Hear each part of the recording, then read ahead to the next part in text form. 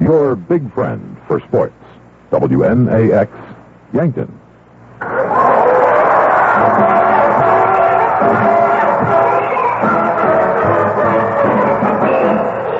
The Minnesota Twins on WNAX are brought to you by ACCO Hybrid Seeds and ACCO Seed Dealers, by Zip Feeds, by Vanderhags of Spencer, Iowa, by Oswald Motors, your Chevrolet dealer in Bloomfield, Nebraska, by the Broadway Twin Cinema, Yankton, by Jackrabbit Lines Incorporated, by Chevrolet, your local Chevy dealer. Like baseball, hot dogs, and apple pie, Chevrolet is an American favorite. By the Pabst Brewing Company, brewers of Pabst Blue Ribbon Beer, the real taste of beer. And by the new Curtis Hotel, your Minneapolis host, 7 blocks from the Dome.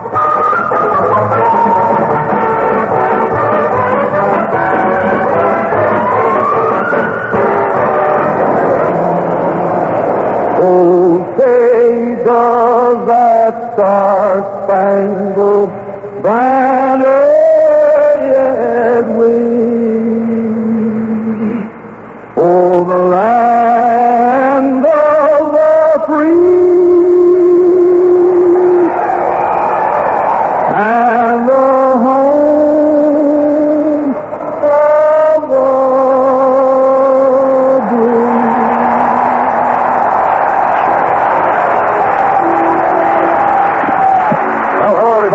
Pleasant good evening to you from the Hubert Humphrey Metrodome in downtown Minneapolis. We're about set to open the 1982 Championship American League Baseball season. And I'm sure that everybody, as we came on the air, recognized the wonderful voice of Miss Pearl Bailey singing our national anthem. We've got a gala pregame show. The University of Minnesota Marching Band is just now leaving the field. It's a sellout crowd here, and what a spectacle it is to see every seat taken here in the Metrodome. Some 55,000 fans who will see the Twins and the Seattle Mariners ring open the curtain here on the 1982 season. Our producer is Jack Douglas. Our engineer is Hal Chardon with Mike Quillisi. This is Herb Carneal. The Mariners and the Twins tonight starting a 3-game series. It'll be Pete Redfern, who came on strong to win his last 5 decisions of last season, ending up 9-8, going for the Twins, who will have 11 new faces on the ball club as compared to the team that opened last season. And for the Mariners, they have even more changes. 15 new faces on the Mariner Ball Club. A new manager, Rene Latchman, who, like Billy Gardner, came on as the manager of the Mariner Ball Club after the start of last season. Tonight he will go with a left-hander, Floyd Bannister, who last year won 9 and lost 9 for Seattle. So the pregame ceremonies, with the exception of the throwing out of the first ball, has been all taken care of now. We're going to get the starting lineups right now in the batting orders from Frank Quillisi. Thank you, Herb, and good evening, everybody. Here's tonight's lineup for the first game in the new Hubert Humphrey Metrodome. For the Seattle Mariners, batting first, playing second base, number 6, Julio Cruz. Cruz at second. Batting second at third base, number 12, Manny Castillo. Castillo at third. Batting third in left field, number 23, Bruce Bhakti. Bhakti in left. Batting cleanup for the Mariners, the designated hitter, number 22, Richie Zisk. Zisk, the DH. Batting fifth, playing in right field, number 16, Al Collins. Collins in right. Batting sixth, in center field, number 18, Joe Simpson. Simpson in center. Batting seventh at first base, number 33, Jim Mailer. Mailer at first. Batting eighth, catching, number 7, Jim Hession. Hession, the catcher, batting ninth, playing shortstop, number 21, Todd Cruz. Cruz at short, and pitching tonight for the Seattle Mariners will be left-hander number 19, Floyd Bannister. I'll give you the Twins lineup. Right now, this is Frank Quillisi. Herb Carneal and I will be right back with the play-by-play of tonight's game. Let me give you the Minnesota Twins lineup for tonight's first game. Batting first and thrilled to death in center field, number 4, Jimmy Eisenreich. Eisenreich in center. Batting second, the designated hitter, number 32, Gary Ward. Ward, the DH. Batting third, playing in right field, number 20, Dave Engel. Engel in right. Batting cleanup for the Twins, playing shortstop, number 5, Roy Smalley. Smalley at short. Batting fifth at first base, number 14, Kent Hrbek. Hrbek at first. Batting sixth at third base, number 8, Gary Gaetti. Gaetti at third. Batting seventh, catching, number 16, Butch Weiniger. Weiniger catching. Batting eighth at second base, number 7, Rob Wilfong. Wilfong at second. And batting ninth, playing in left field, number 9, Mickey Hatcher. Hatcher in left. And pitching this evening for the Twins will be right-hander, number 17, Pete Redfern. Redfern starting it out for the Twins. The umpires assigned by the American League for the ninth game. Behind home plate, the veteran Bill Haller. At first base, Jerry Newdecker. At second base, George Maloney. And at third base, Kenny Kaiser. Well, just about every seat now filled in the Metrodome. And Herb, this almost feels like a World Series instead of a first game. Oh, it sure does, and I think it's great we could have a couple of days of rehearsal to get used to a lot of things here in this beautiful new ballpark. Those games of the Philadelphia Phillies, I think, has helped us players feel a lot more at home than just walking in your cold to start the season. Oh, it sure has. And being a young ball club, I think it was great that they did have that opportunity to get a few of the butterflies out. I know walking around, wishing good luck to all of the players in the clubhouse, before the ball game, you could see that feeling in them and the looks on their faces that they were just anxious to get it underway, and as anxious as we are. And right now, Julio Cruz has just stepped into the batter's box. So for the play-by-play, here's Herb Carneal. All right, Mike, and hi again, everybody. Julio Cruz, the switch hitter, takes the strike. The first pitch of the 1982 season from Pete Redfern is in there for a called strike. Speedy Julio Cruz batted .256 for the Mariners last year. Here's the pitch by Redfern. A strike call to say it's on 2. No balls and 2 strikes. Veteran Bill Haller calling the balls and strikes here in the first of this 3-game series. Pete Redfern takes the sign quickly into the windup, and the pitch is swung on, and this team struck him out with a fastball on 3 pitches. Midwest Federal and WCCO Radio have purchased the broadcast rights of Minnesota Twins baseball for the pleasure and convenience of the listening audience. No broadcast, rebroadcast, or reproduction is permitted without the express authority of the Minnesota Twins, Midwest Federal, or WCCO Radio. Now number 32, Manny Castillo, playing at third base for the Mariners. He was acquired out of the Kansas City organization. Where's number 32, another switch hitter, takes a strike from Pete Redfern, 0-1. Manny Castillo, the most valuable player in the American Association last year, hitting .335 at Omaha in AAA ball. Takes the fastball inside. Bill Haller pointing to something down the right field line. He's the best. Haller sees everything on that One of the tower or something down there at the far end of the Mariner dugout. 1 out and nobody on. Here's the lineup by Fern. The pitch. Swinging a fly ball hit into left field. Moving towards the line, Mickey Hatcher. He's there. He has it for the 2-away. Hatcher in left field tonight. Eisenreich is in center angle in right field. Gary Gaetti's at third base. Roy Smalley at short. Rob Wilfong at second. Ken Herbeck at first. And Butch Wanniger behind the plate. 2 Mariners down. Now nobody on. And Bruce Foxy, number 23, the left fielder, will come up. Public address announcer Bob Casey employing some of the fans out in left center field to remove a banner that they have strung over the fence out there in left center field. Boxy, an excellent hitter, left-handed batter, takes the fastball away for them all. Boxy is hitting .260, which was really an off year for him last year. 6 homers and 30 runs batted in for the Mariners. Spreads out in the batter's box. Here's the windup by Redfern, and the pitch to him is a strike on the outside corner. 1 ball and 1 strike to count. Boy, that ball stunk good.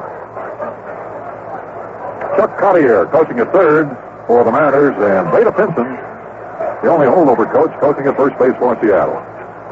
And the slider inside the Boxy for a ball. It's 2-1 now. Pete Redfern, 5-2 in his career against the Mariners. Beat them one time last year, 4-1 in a complete game in April. Delivered. Swing a line drive, 1 bounce to Smalley. He's got it. The play gone over to Herbeck. The side is out. Hard 1-hop line to Smalley, a 6-3 put out. 3 up and 3 down the first half inning. The Mariners nothing. The Twins will be coming up. Okay, guys, hit the showers. Coach, you were in the service, weren't you? Yeah, Doug. You thinking of joining up? Well, not exactly. I have this friend who's just turned 18 and is supposed to register for the selective service. He's thinking he's just not ready to deal with the service. Doug, when I was your friend's age, you registered to be drafted. Things are a lot different now. Today, with the all-volunteer service, people join because it suits them. It would take a special act of Congress before anyone could be drafted. Then why register? Well, registration gives our country a pool of names to draw from only in case of a national emergency. You mean I worried for nothing? You know, if you spend a little more time on current affairs, you could spend less time worrying. Thanks, Coach. Oh, and Doug. Yeah, Coach? Happy birthday. If you were born in 1960 or later, you must register at your local post office within 30 days of your 18th birthday. Mostly cloudy and a chance of flurries, lows in the low to mid-20s. At 7:43, it's 29 degrees. Put the side down in order in the top half of the first inning while Floyd Bannister takes his warm-up pitches for the Seattle Mariners. We'll pause for 30 seconds. This is the play-by-play broadcast of the Minnesota Twins. Well, let's round up these Bridgestone radios and head them out for Fremont Tire, King of the Road. How long you been hurting Bridgestone? Oh, since I was a kid, I always wanted to be a Bridgestone tire hand. I like working for Fremont Tire, King of the Road. I wouldn't hurt nothing but Bridgestone brands. Sort of gives you a feeling of pride, Bridgestone radio. Yeah, not only are Bridgestone's great tires, Fremont Tire has them at real affordable prices. Yeah, time to take these little doggies to market. Yeah! Rolling right from the King of the Road. For Bridgestone tires, come to Fremont Tire, Highway 75 North, Sioux City. 70% chance of snow tomorrow with 2 to 4 inches accumulation possible. Floyd Bannister just about completing his warm-up tosses. For the Twins, it'll be Jimmy Eisenreich, Gary Ward, and Dave Engel to face the Seattle left-hander. And Herb, I would imagine that Billy Gardner is going to do everything he can to kind of come up with as set a lineup as he can to let these guys kind of work it out together and become a close-knit ball club. I think so, Frank. I think Billy's the type of manager.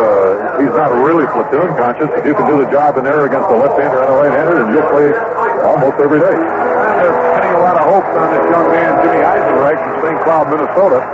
And he looks as though he's got all the tools. My own opinion of him, just watching him, is he could be as good up here as he is in the minors. Hit .311, but that was in the Midwest League last year. But he had a good spring, of course, with the Twins, 293. Bounces one out to short to Todd Cruz. Throws the ball on to Mailer at first for the out. One pitch and one out. Eisenreich, I'm sure, has gotten rid of a lot of butterflies now that he's had a time up. I'm going to ask him after the ball game just how much his knees were knocking together. Here's Gary Ward. He's the DH in there tonight with Hatcher in left field. Gary coming off a .264 year with the Twins last season. 3 homers at 29 RBIs. The left-hander Bannister delivers a strike over the inside corner. Bannister 1-4 in his career against the Twins, had no decisions. He had one start against the Twins last year, went 7 innings, but was not involved in the final outcome. Swing and a miss. His fastball running away from the right-handed batters. That one tailing outside, and Gary went after it at 0-2. There's a pitch they're going to have to go with this guy. Here's the wind-up by Bannister. The pitch is into there, bouncing by Jim Estienne, the catcher. They have Manny Castillo at third base, Todd Cruz at short, Julio Cruz at second, and rookie Jim Mailer, M-A-L-E-R, Mailer at first base.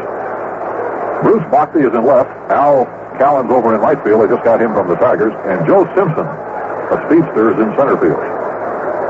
And they pitch to Gary Ward. Swung on it high in the air off the center field. Medium deep, Joe Simpson getting back under it. Simpson makes the catch and we're 2 down. Ward with a high fly ball just a shade to the right of center field. No problem for Simpson out there. 2 down, no score in the ball game. Dave Engel coming up. Jim Lemon coaching at first. Carl Keel at third. Of course, Sonny Padres, the Twins pitching coach. Rick Stelmasic, the bullpen coach for Billy Gardner. Dave Engel hit .258 with the Twins last year, 5 homers and 32 RBIs. He had an excellent second half of the season. In fact, he hit all 5 of his home runs in the second half last year. Bannister delivers low for a ball. It's 1-0. 1 ball and no strikes. 2 out and nobody on. Mariners are playing Engel straight away. He swings at the long drive to the left field. It's fair. Going. It is a home run down the left field line for Dave Engel. The first home run of the regular season by Dave Engel. The Twins lead it 1-0.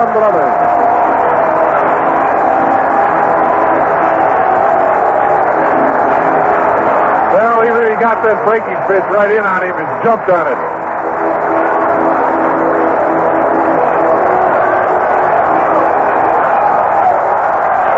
Oh, that just did stay in there. A line drive type of a home run down the left field line over the 343 sign. The Twins lead 1-0 and upset Roy Smalley, who has had some of his greatest games at the plate at the Kingdome in Seattle. Takes a strike, a splatter in on him from Floyd Bannister. Roy hit .263 last year. As you know, was plagued a good part of the season with a bad back, but he still managed 7 homers and 22 RBIs. 1-0. Twins leading now in the first inning as Bannister delivers and a swing and a miss by Smalley. Coming in 2. Well, that's the first homer we've had, Frank, to the left of center. Yeah. Herbeck had parked 2 here on Saturday night. One to straightaway right, and the other one just a shade to the right of center field, but Engel pulled his right down the line. Smalley takes a strike on the outside corner. He didn't think it was a strike, but Power called him out. That retires the side. The Twins score on a home run by Dave Engel. First inning, the Twins won, Seattle nothing. Great news, America. Your participating Chevrolet dealers have rolled back financing rates to 12.8%. Now qualified buyers can get a 12.8 annual percentage rate on eligible Chevy cars, vans, or light-duty trucks delivered by May 31st. This means you could save hundreds of dollars. Of course, how much you save depends on the amount financed, the duration of your loan, and state law. Dealer contribution may affect consumer costs. See your participating Chevy dealer now for qualification details.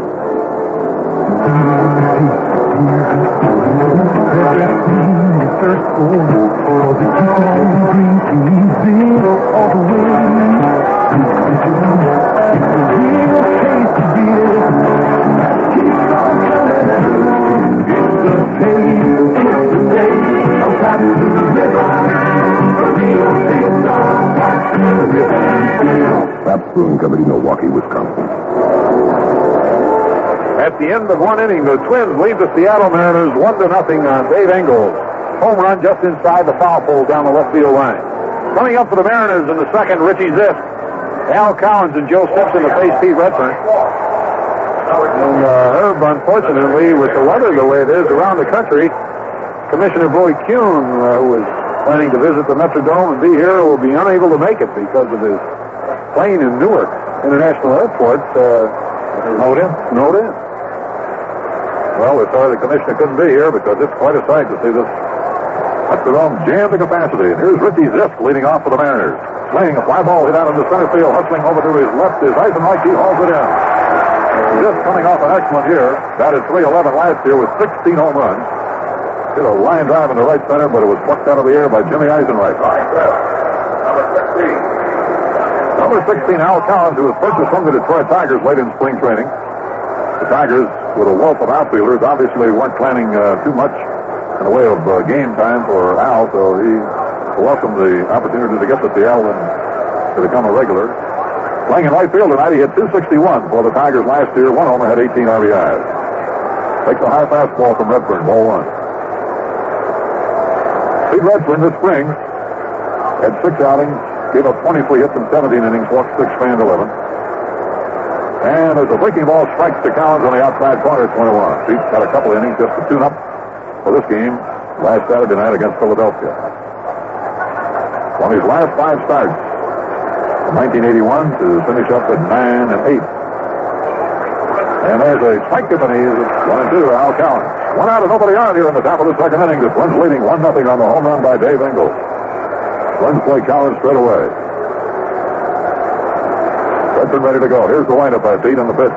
Swung on a little pop-up back into shallow left field. Running out is Smalley. Coming on is Hatcher. Smalley over the shoulder. Nice catch. But he's back to the infield. Roy Smalley got to that ball and hauled it in. It looks as though it might drop between Roy and Mickey Hatcher. I can see Smalley going out. He's got a lot of room to run out there because Hatch didn't look as though he was going to get to that ball. And you got a lot of distance between you out there. Nice grab by Roy Smalley for the second out. And here's Joe Simpson, the center fielder. Left-handed batter who hit .222 with the Mariners last year. Starlin Lane used to be on the track team at Oklahoma. He can run. He had 12 stolen bases last year. Takes a high fastball from Redfern. 1 ball and no strike. Pete's lifetime record in the American League now, 37 wins and 37 losses. He feels that he has really gotten over the hump and is going to establish himself as a consistent winner. Gets the next pitch over to Simpson for a strike, and it's 1-1. 1 ball and 1 strike. 2 out, nobody on. Play Simpson just about straight away. Smalley a few steps towards second. Simpson pops one in the air to center field, not too deep. Eisenreich is under it. Jim is there for the catch of the flag retired. 6 up, 6 down so far, and at the end of an inning and a half, the Twins won. The Mariners nothing. 7:55, 29 degrees. It's the bottom of the second inning. The Twins have a 1-0 lead over the Seattle Mariners. For the Twins, it'll be Herbeck, Gaetti, and Weiniger to face left-hander Floyd Bannister. Herb, you mentioned something about Pete Redfern last inning about being ready to take on a role. You know, it's one of the things that happens in modern-day baseball today. These kids come up so quickly now that they really don't get the benefit that a lot of rookies did in years past of not having that pressure to be number one right from the start. I know when rookies used to come up, you had maybe 2 established starters and some relievers on a team, and they would be put into it not expecting really that much out of them in the first couple of years. I remember when Redford made his debut right out of college out in Southern California against the Angels, and that, as I recall, had 5 no-hit innings. Yeah. But he's had a lot of learning process along the way. Here's Ken Hrbek. Takes the slider on the outside corner of strike. Hrbek just a fantastic year. The California League last year, 379, 27 homers, 111 RBIs, a great spring with the Twins. Makes another slider for a strike, and it's 0-2. He hit 9 home runs to tie the spring training record held by Harmon Killebrew. Harmon had hit 9 in the spring of 1967. Hrbek batted .375 this spring. Looks at another breaking ball just outside, and it's 1-2. Gary Gaetti on deck. Butch Wynegar to follow.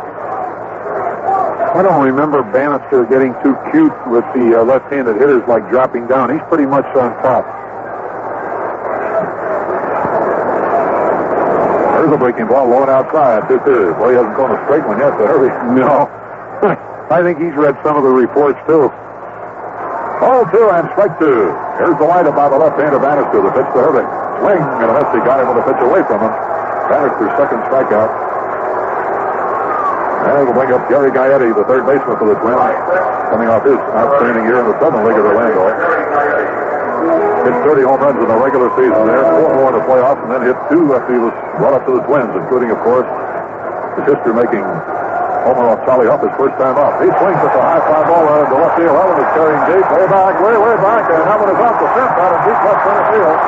And here comes Gaetti to second, around second base. Hits enough to cover the ball. They're going to send him in. Here's the throw to the plate. He tries. He is out. They got him at the plate. And attempted inside the park home run, but they cut down Gaetti at the plate.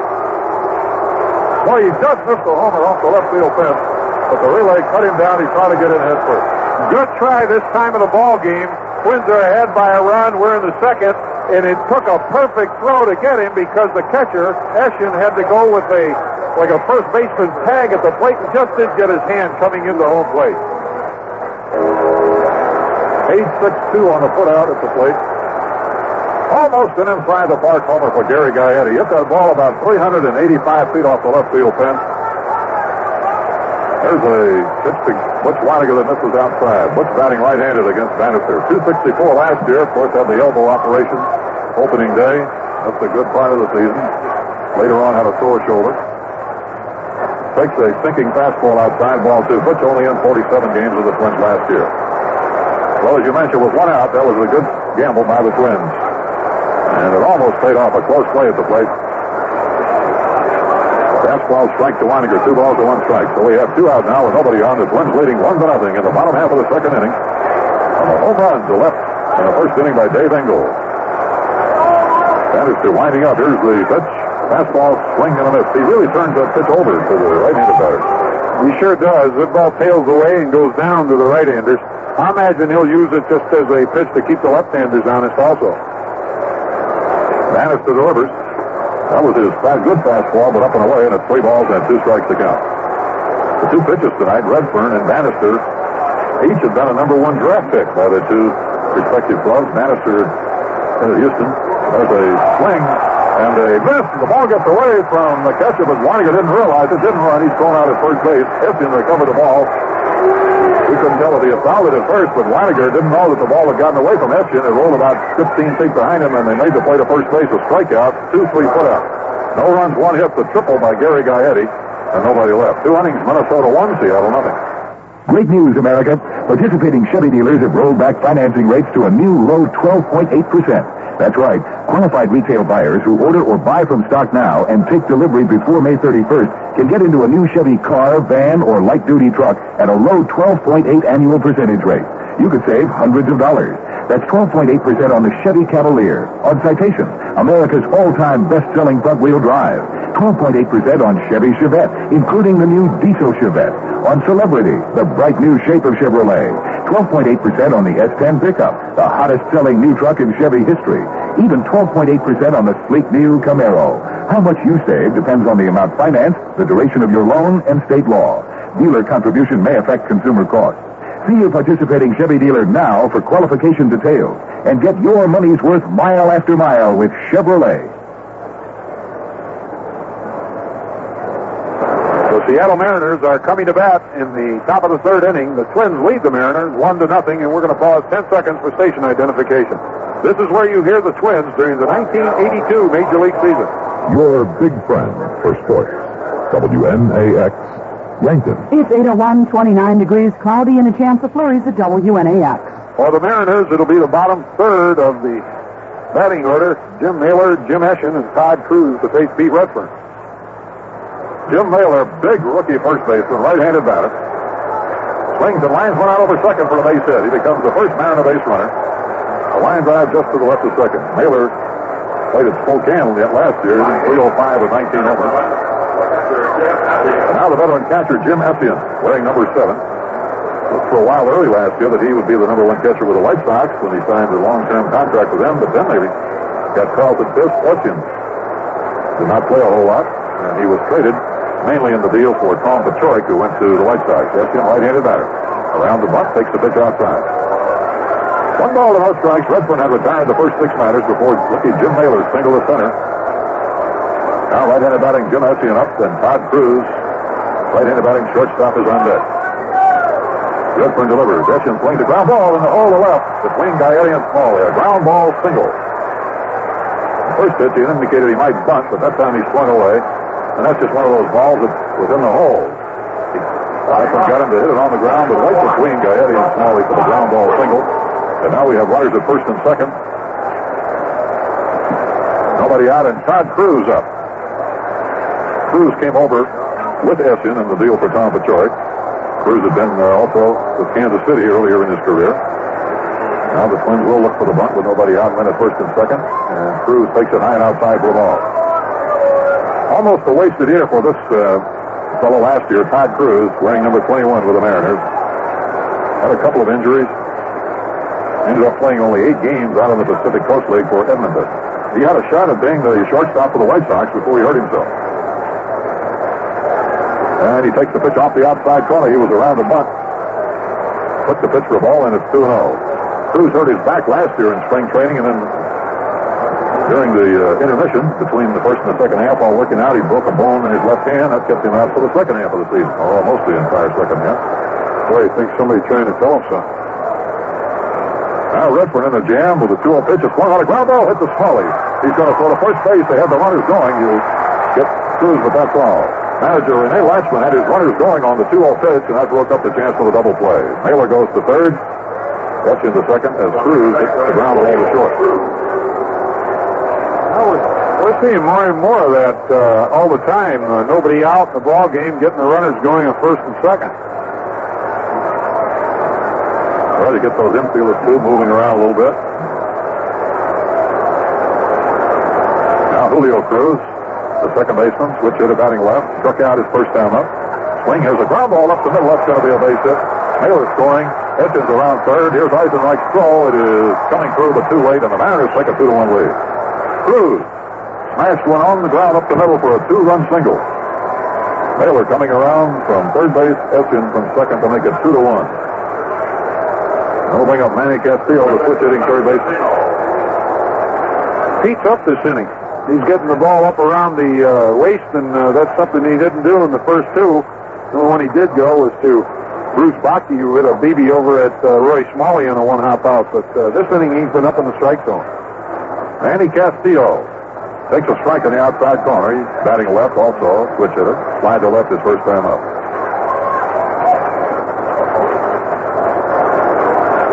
Castillo hit 10 homers, drove in 91 runs in the American Association for Omaha last year. There's a pitch out, and Cruz started to go, but he might have seen the pitch out coming. He put on the brakes.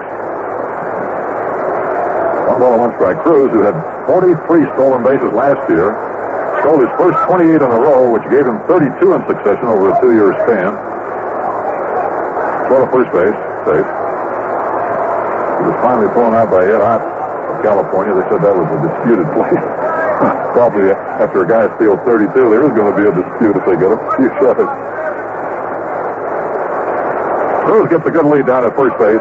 Herbeck holding with him. A ball and a strike to the left-handed batting Manny Castillo. 1 man out here in the Mariner third inning. Throw to first base. Cruz gets back.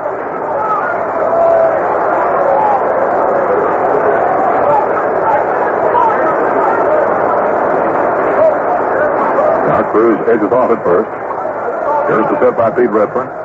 And the pitch is cut on a line drive. Hit out into right field. Engel coming hard. Dives for the ball. Doesn't get it. And it goes by him all the way through the fence. Here is Cruz coming around third base. He's being waved on in. Castillo will stop at second. And the Mariners lead 3-1. That was a line drive to right. And Engel trying for the shoestring catch. Didn't get it. But skidded by him and went all the way to the right center field fence. To put the Mariners in the lead 3-1. Well, that's when you either make it or you don't, and that's something that they're going to have to learn about the turf here. Because when that ball does hit, sometimes it doesn't take that short hop into the glove. It gets up around the wrist or the forearm and goes away from the glove and gets down by you. So you really have to try and block it with your body also if you're going to attempt to play like that. Went to sending Fernando Arroyo out of the bullpen. Johnny Padres went out to talk to Redfern. Scored as a double for Castillo. Len batted in, and Bhakti up at a one-hop liner to Smalley to throw him out. Bhakti, a left-hander, takes a sinking fastball outside at 4-1. So the Mariners, who went down meekly in the first 2 innings, have come up with 4 base hits to score 3 runs here in the third and take a 3-1 lead. Bruce Bhakti with Castillo on second and 1 out. Here's the set by Redfern. His pitch. The slider swung on and nubbed foul down the first base line. 1-1 now to Bruce Bhakti with Richie Ziff on deck. Almost everything else, except on the West Coast and in the Astrodome, postponed because of snow and cold weather. Redfern ready to go as he takes a sign from Weiniger. The pitch. Bhakti takes it low, gets through Weiniger, and down to third base goes Castillo.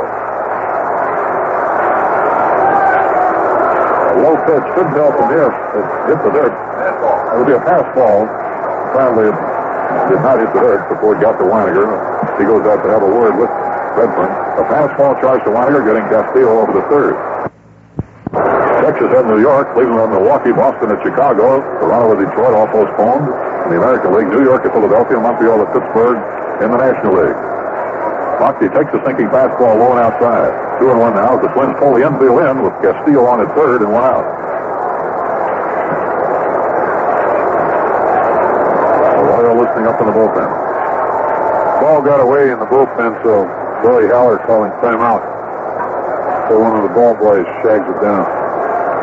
The runs away in the Astrodome. The Cardinals in Houston. Bobby Porsche against Nolan Ryan, and Darrell Porter hit a 3-run homer for the Cardinals in the top of the first inning.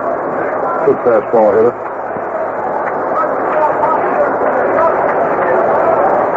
Here's the pitch by Redfern. A half swing that caught Bhakti. An inside pitch. He tried to check on it, but went too far. And it's 2 balls and 2 strikes. Bill Haller, the ball and strike umpire, with Jerry Neudecker, George Maloney, and Ken Kaiser working the bases.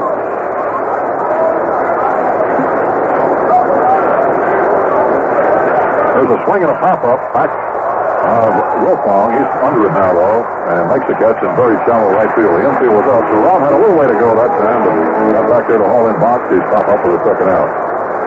And here's this. A little liner in the right center was caught by Jimmy Eisenreich. Ziff leading off the second inning. Richie Ziff receiving the Sporting News Comeback of the Year award last year when he had his 311 with 16 home runs for the Mariners. Again, they're counting on him as their big RBI man. The infield back to normal depth now with 2 away. Swing and a foul tip off the slider. 1 strike.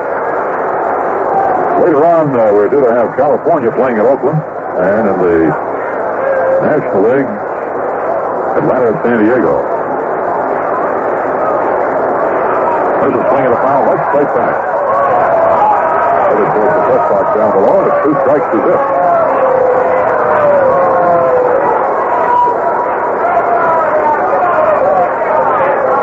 I saw one report where Los Angeles beat San Francisco 4-3, but they wait for something official on it. They were slated for the day game at Dodger Stadium. Ziff swings and fouls the next pitch back. Again, Redfern keeping the ball away from him, and the count holds with 2 strikes. Ziff could come over from the Texas Rangers. He had spent 3 years there, 1 with the White Sox, come up with Pittsburgh, then with the Bucks 5 years. Pete Redfern, who has given up 3 runs here in the third inning with a runner on third and 2 outs, swings into the lineup. Here's the pitch. Down low for the ball. 1-2 now to Richie Ziff. Another night game tomorrow. Right-handers again, Jim Beatty for Seattle and Raj Erickson for the Twins at 7:35 start. The slider outside and low, and it's ball 2 and strike 2 to Zips. Here's where you hope that he doesn't goof around with him and tries to make a good pitch on him with his best stuff, because a lot of pitchers get themselves into trouble just trying to pick away at a guy after they're in front. He delivers. A swing ground ball at Paulie short. Going up with it, takes it to Herbeck, and the side is out. The Mariners come up with 3 runs all on 4 hits. No errors to leave a man on. 2.5. Seattle 3. The Twins 1.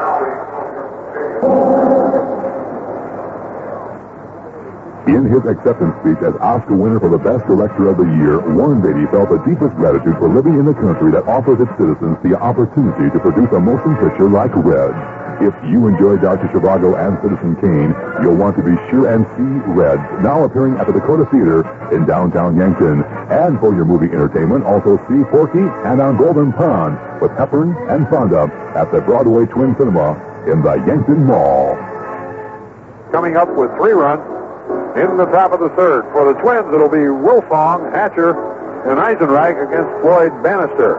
The probables tomorrow evening with the same 2 teams for Minnesota, Roger Erickson slated to pitch, and Big Jim Beatty scheduled to go against Seattle. There'll be a 12:15 start on Thursday, and both Thursday games in this homestand be at 12:15. For that matter, all 4 Thursday day games on the Twins' 1982 schedule will be at 12:15. Which will try to help baseball traffic to clear the downtown area before the rush hour.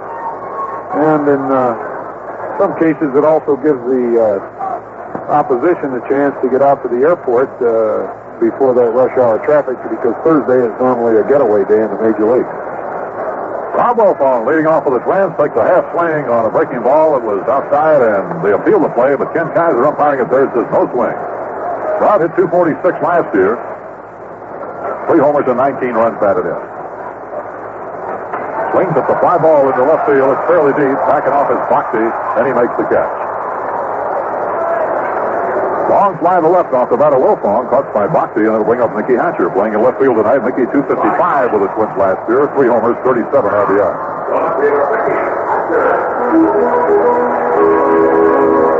Both these clubs really making a lot of roster changes from the clubs. The personnel they had that opened the 1981 season. There's a fastball from Bannister, low and outside, 1 ball and no strike. 1 out and nobody on. Twins down 3-1 in the 3rd inning. Fastball outside and low again, ball 2. It's 2-0. Bannister had a good spring with the Mariners, except for his last outing, which they played in a very high wind out in Arizona. There's a line drive base hit by Hatcher out in the left field. That ball up and in on it, and he melted it hard into left field. Hit number 3 for the Twins.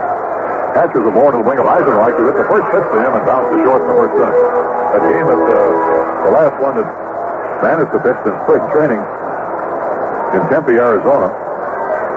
He got credit for the win in the ball game. The final score was 18-16. Oh, boy. Some kind of ball game. That wind is the worst thing for a ball player. There's a breaking ball low outside. A good stop by Epstein. 1 ball to no strike. Well, that air is light anyway out in Arizona. If you get it blowing out, you feel for the pitcher. I never feel for the pitcher. Not anymore. No, sir. Ever. There's a fastball strike at the knees of Jimmy Eisenreich. 1 ball to 1 strike. Jimmy with a .311 average at Wisconsin Rapids. The second in the league in batting. He had 23 homers there. He had 99 runs batted in. Led the outfielders in putouts. Pitch to the left-handed batter is blowing outside. Another good stop by Epstein. It's 2 balls and 1 strike. The thing that always impressed me about seeing him in spring training and the time we saw him last year is his hand position. He stays pretty steady there and doesn't move it. Looks as though he's going to get a good rip whether the guy's a left-hander or a right-hander. Bannister throws the ball over to first. Hatcher gets back. There's 1 man out. Mariners leading 3-1 in the last half of the 3rd inning. Engel home in the 1st inning for the Twins. Bannister goes into the set. He delivers. The fastball strikes at the knees. 2 balls and 2 strikes to count. A sellout crowd here at the Hubert Humphrey Metrodome as we open the 1982 American League season. Jim Mailer holding with the runner at first base as Hatcher takes his lead. Banis to the left-hander delivers. A breaking ball, swung on and missed. A good sharp hook down and away, and he got Eisenreich swinging. Rough pitch. 4 strikeouts for Banis. That's just where you want to put it on a left-hander, too. And he's got the good one breaking down and away from the left-hander. It's pretty tough to pick up when the guy is in the same groove with both that breaking ball and the fastball. So it's breaking right at about the last 3 feet that it gets there to the home plate. Herb, we did get a final. Jack Douglas, our producer. Los Angeles, 4 runs, 11 hits, an error. San Francisco, 3 runs, 9 hits, and an error. Home runs for San Francisco. Clark his first, and Steve Yeager for L.A. Foster got the win, and Lavelli, the loser for San Francisco. Gary Ward, fly to center his first time up. Takes the fastball down and away. 1 ball and no strikes.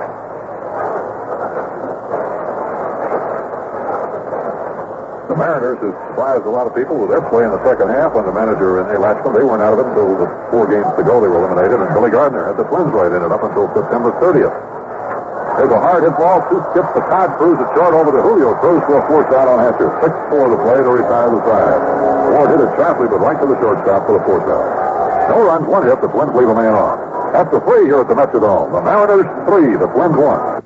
It's the 4th inning. Hal Collins will lead it off for the Seattle Mariners. He's a big right-handed hitter. Chokes up just a bit on that bat. He takes the first pitch from Redford in there for a call strike. Collins popped up the short. Nice play by Roy Smalley with his back to the infield in front of Hatcher. There's a let-up pitch that's down low for a ball. It's 1-1. Infield all the way back. Smalley protecting the hole. Gaetti off the line a little bit. Collins a spray hitter. There's a line drive backhanded by Gaetti at third base going towards the line. Nice play. Just a quick reaction play. Didn't leave his feet. But that ball was tearing away from him towards that foul line. Gaetti able to make the catch. So 1 out here in the 4th. You've been in that spot before. One of those breaking balls. Oh, boy, that's better. That's like a hard slider. Coming at you going away. Here's Joe Simpson. Slide out to center field. Left-handed batter, slightly close stance. Swings at the first pitch, hits a little nub out to the left of home plate in foul territory for a strike. Simpson had 6 runs batted in spring training. It's 271. The Twins outfield shades him around to the right. They give him the left field line. 3-1, the Mariners got all 4 hits and 3 runs in the 3rd inning. We're in the top of the 4th with 1 out. Jim Mailer in the on-deck circle as Redfern goes into the windup, fires a fastball that caught the outside corner for a strike. It's 0-2. They didn't nickname that the hot corner for nothing, Herb. Oh, boy. That's a good example there. Yes, sir. Fastball fouled just to our left down below for a ball out of play. It's still 0-2. I'll tell you another thing. The one hoppers down there now are going to be a little more vicious. Pick up a little momentum coming off that turf. Oh, boy. Redfern, standing on the pitching rubber, looking in for the sign from Butch Weiniger, goes into the windup. The 0-2 pitch, fouled off to the left. That'll go into the stand for a souvenir. It stays at 0-2. Now Simpson getting a couple good reps.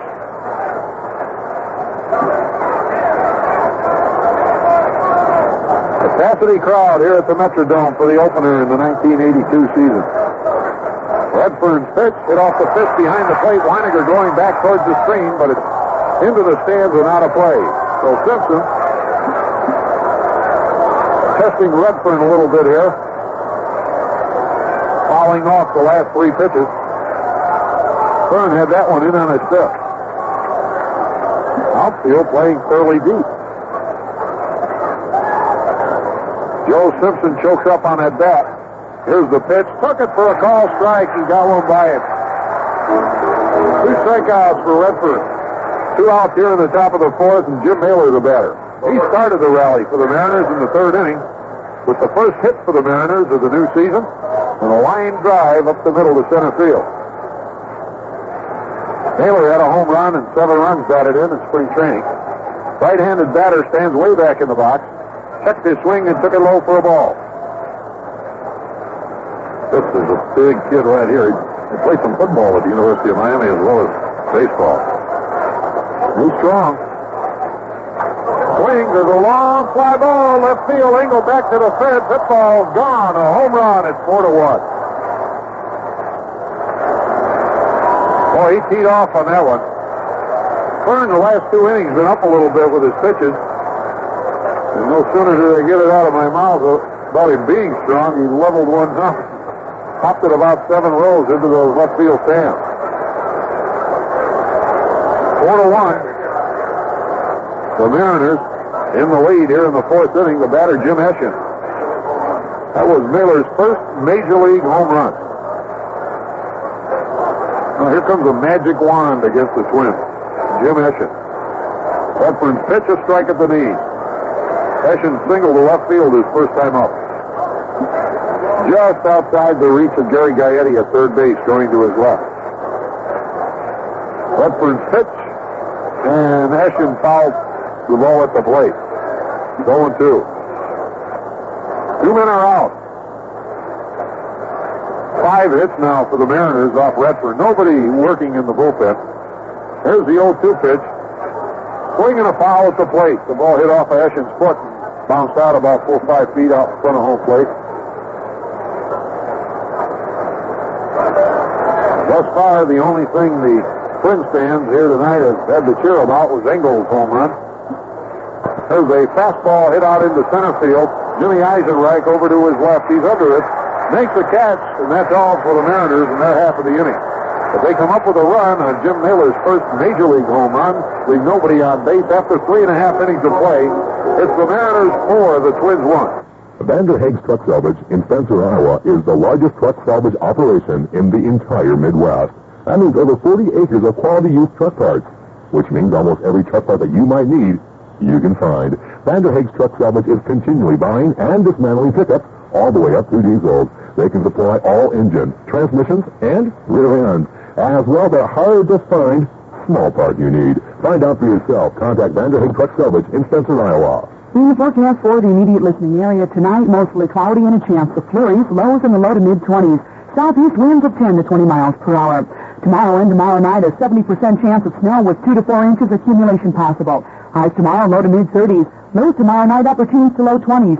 East to southeast winds of 15 to 25 miles per hour tomorrow. Thursday, cloudy and a slight chance of light snow. Highs in the low to mid-30s. At 8:29, it is 29 degrees. This is WNAX. Well, the Cardinals climbing all over Nolan Ryan. Got them for 5 runs in the first inning. 3 of those on Darryl Porter's home. Bob Forch will pitch tonight for the Cardinals. And later on, California at Oakland. They should have a big crowd there at Oakland. And also later Atlanta will be at San Diego in the National League. Oh, a good home stand here for the Twins. They play Seattle tomorrow night and Thursday afternoon. Remember, Thursday is a 12:15 start.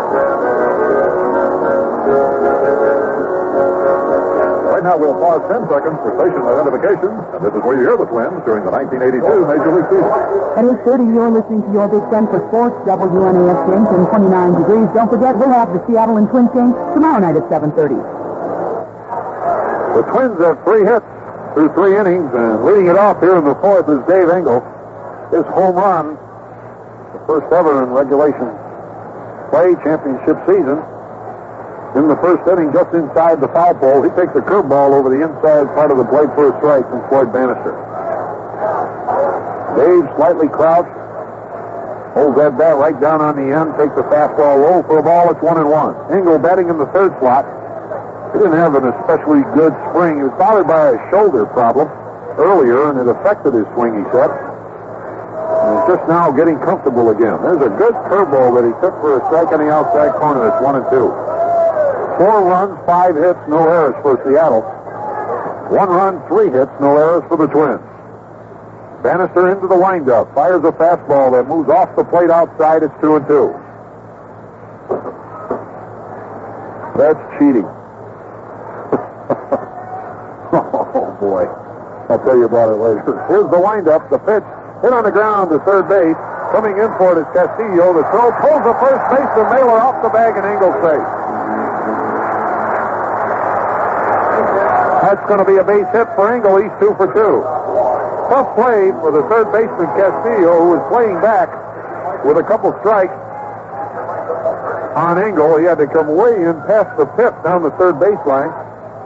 Throw off balance, and he pulled Mailer off the bag at first. So the Twins get the leadoff man on here in the fourth.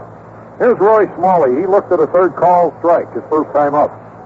Roy batting right-handed against the left-hander Bannister. There's a line shot foul down the left field line. Boy, he really teed off on it. Way out in front. Strike one to Smalley.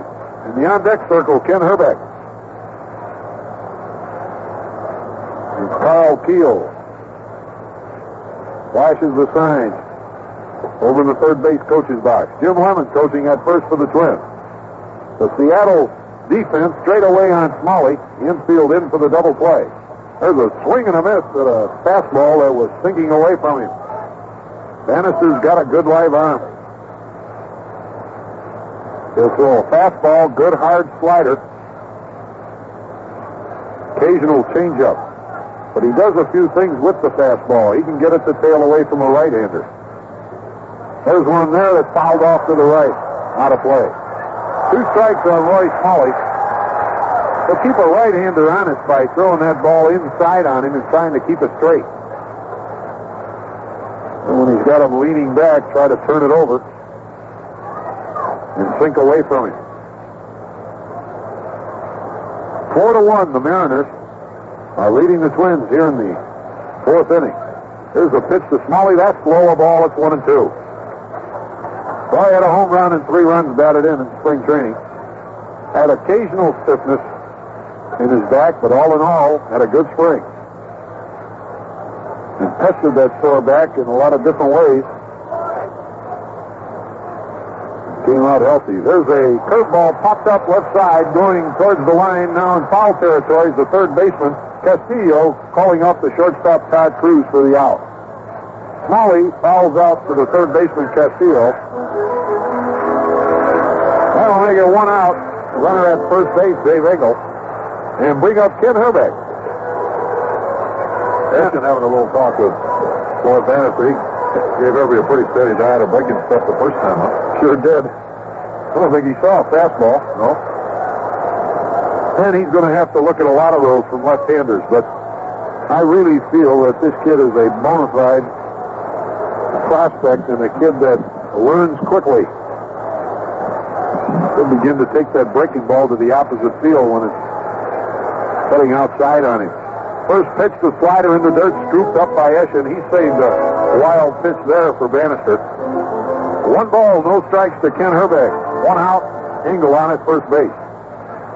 Big first baseman, Jim Mailer holding with Engel as Bannister comes to the set. Here's the pitch. Fastball lined into left field, a base hit.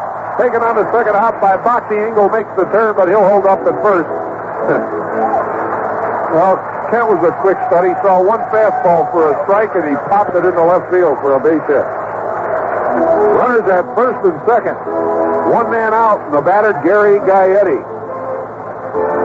Gary tripled off the wall in left center field, about 390 feet away. The ball eluded the left fielder, and he tried for an inside the park home run. It took a perfect relay to get him.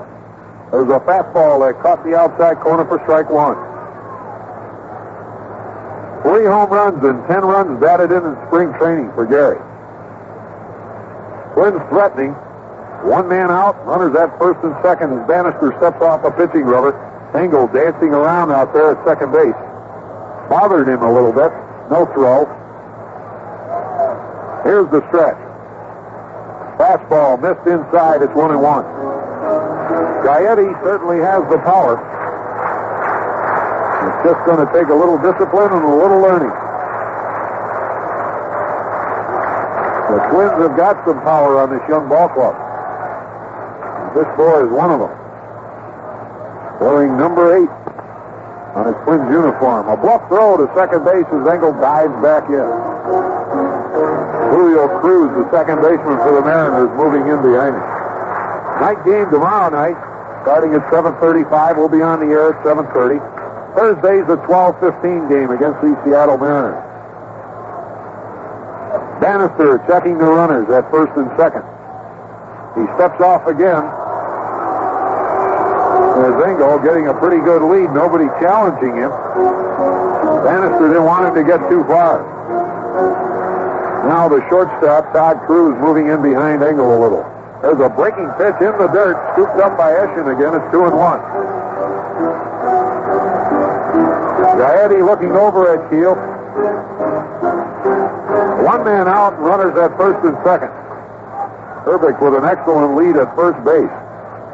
As Bannister okays a sign from Eschen. Here's the pitch. Good fastball. He snuck it in on him. That ball looked like it was going to go inside and sail back over the plate. 2 balls and 2 strikes now to Gary Gaetti.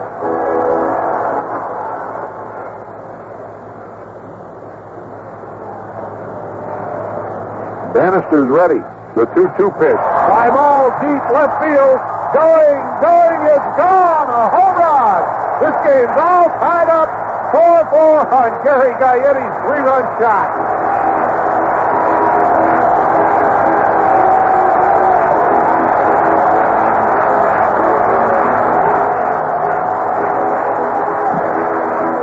Well, he just came close to getting one the first time, Herb. That one, there wasn't any doubt. No doubt about it. It looked like Bannister tried to throw him a curveball that time. Apparently didn't do what Bannister wanted to do, but Gary really gave it a ride. And I'll tell you, we're finding out one thing. The ball does carry pretty well to left field here.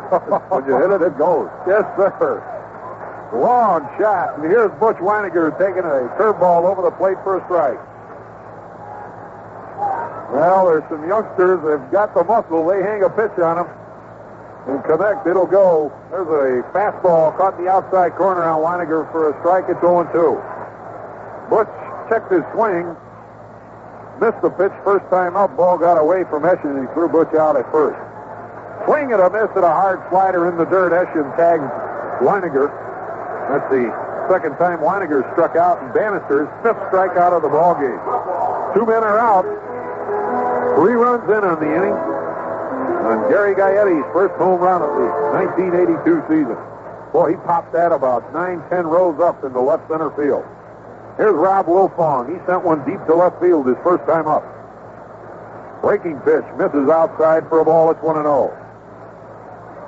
4-4. The Twins have tied it and are now out hitting the Mariners 6-5. Bannister's pitch. Caught that outside corner with a fastball. It's 1-1. Wilfong automatically draws those third basemen in the American League. 11 bunt singles last year. Swings and misses at a slider. It's 1-2. Mickey Hatcher in the on-deck circle.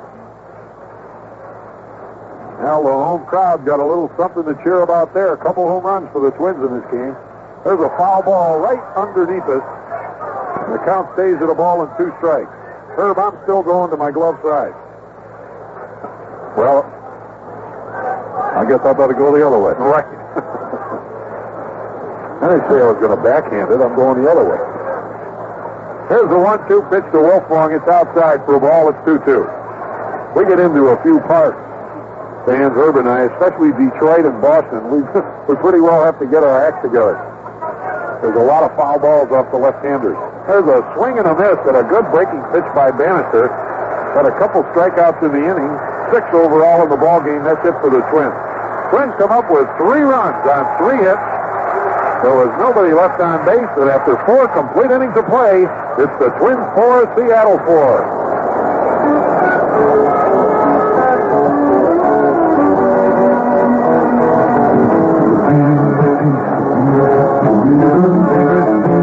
Thirst for the song, drinking easy, all the way.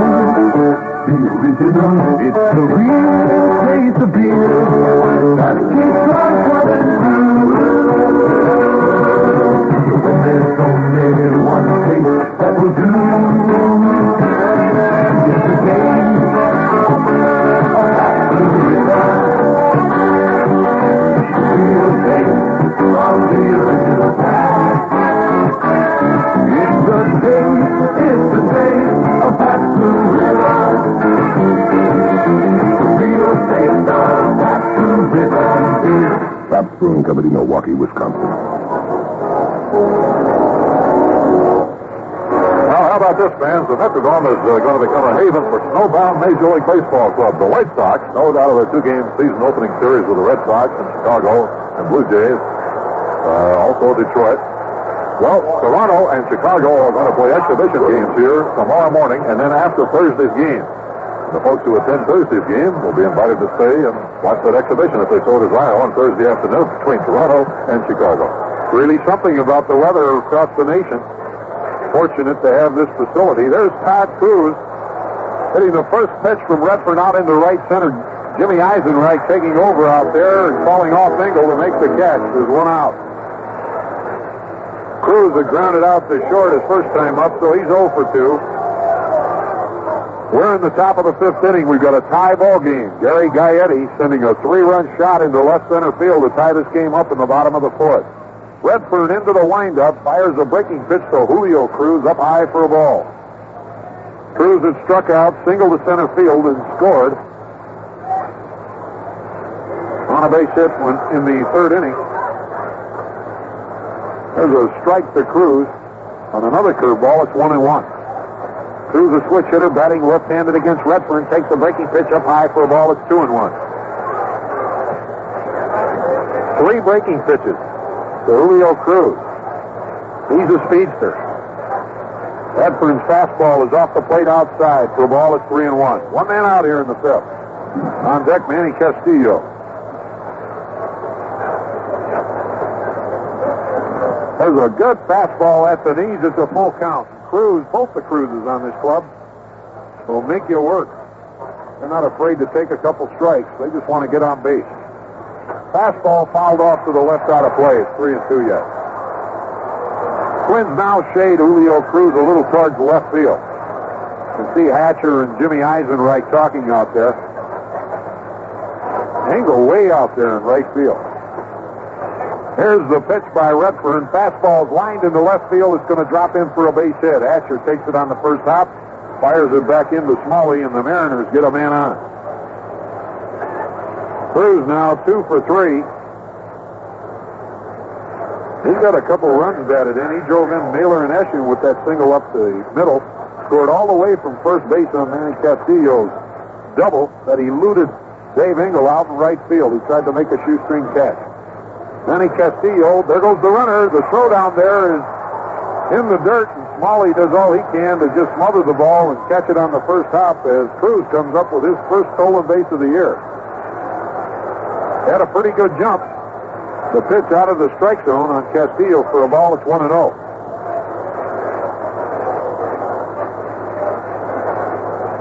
Butch did not get off a good throw.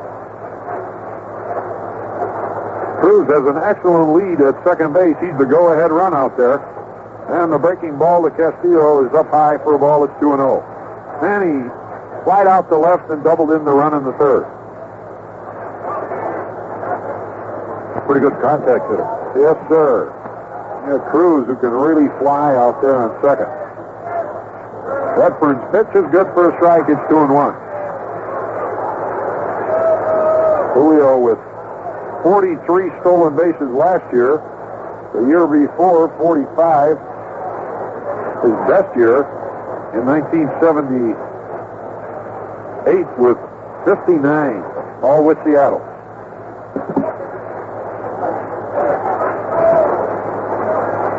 Redfern comes to the set. Checks the runner. Cruz at second. Here's the pitch. Missed outside. It's the ball. It's 3-1. One man out in the fifth inning. Twins and the Mariners all tied up 4-4. Twins took an early lead on Dave Engel's home run to left field in the first. The Mariners came back with 3 in the third, 1 in the fourth to go ahead 4-1, and then Gary Gaetti hit a 3-run shot last inning to tie it. Fastball is up high to Castillo for a ball. He walked in. It's the first walk given up by Pete Redfern in the ballgame. He struck out 2 Mariners. And it'll bring up Bruce Bochy. There goes the bullpen crew again. Fernando Arroyo, who was up in the third inning, starts to heat up again. Here's Bochy, good contact man himself, left-handed hitter. Closed stance, takes that wide stand, fouls off the first pitch on the ground over past Veda Pinson in the first base coaching box. Bochy hit a one-hop line drive to Roy Smalley. It almost pushed Smalley back into left field. He was able to catch the ball and throw him out.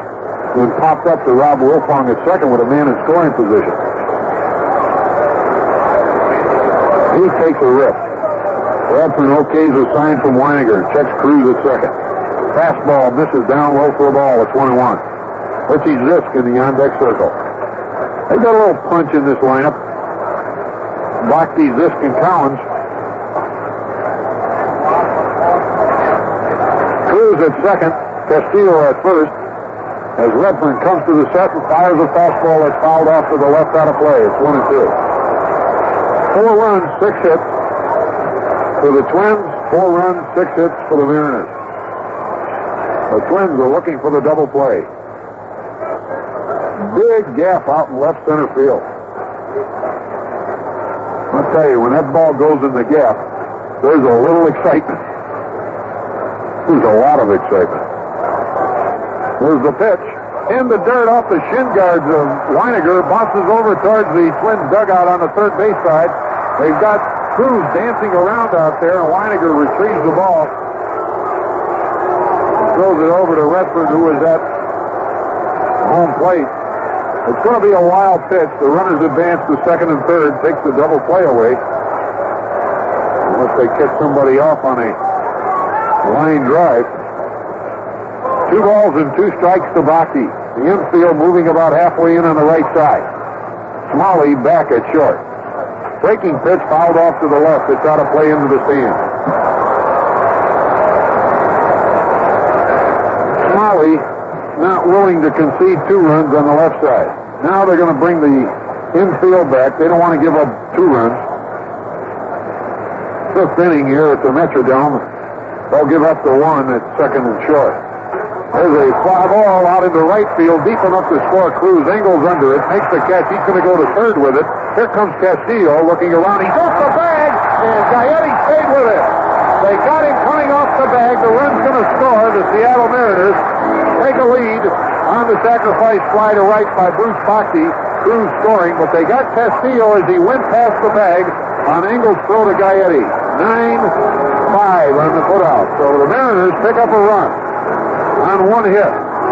Nobody left on base after 4.5 innings of play. It's the Seattle Mariners 5, the Twins 4.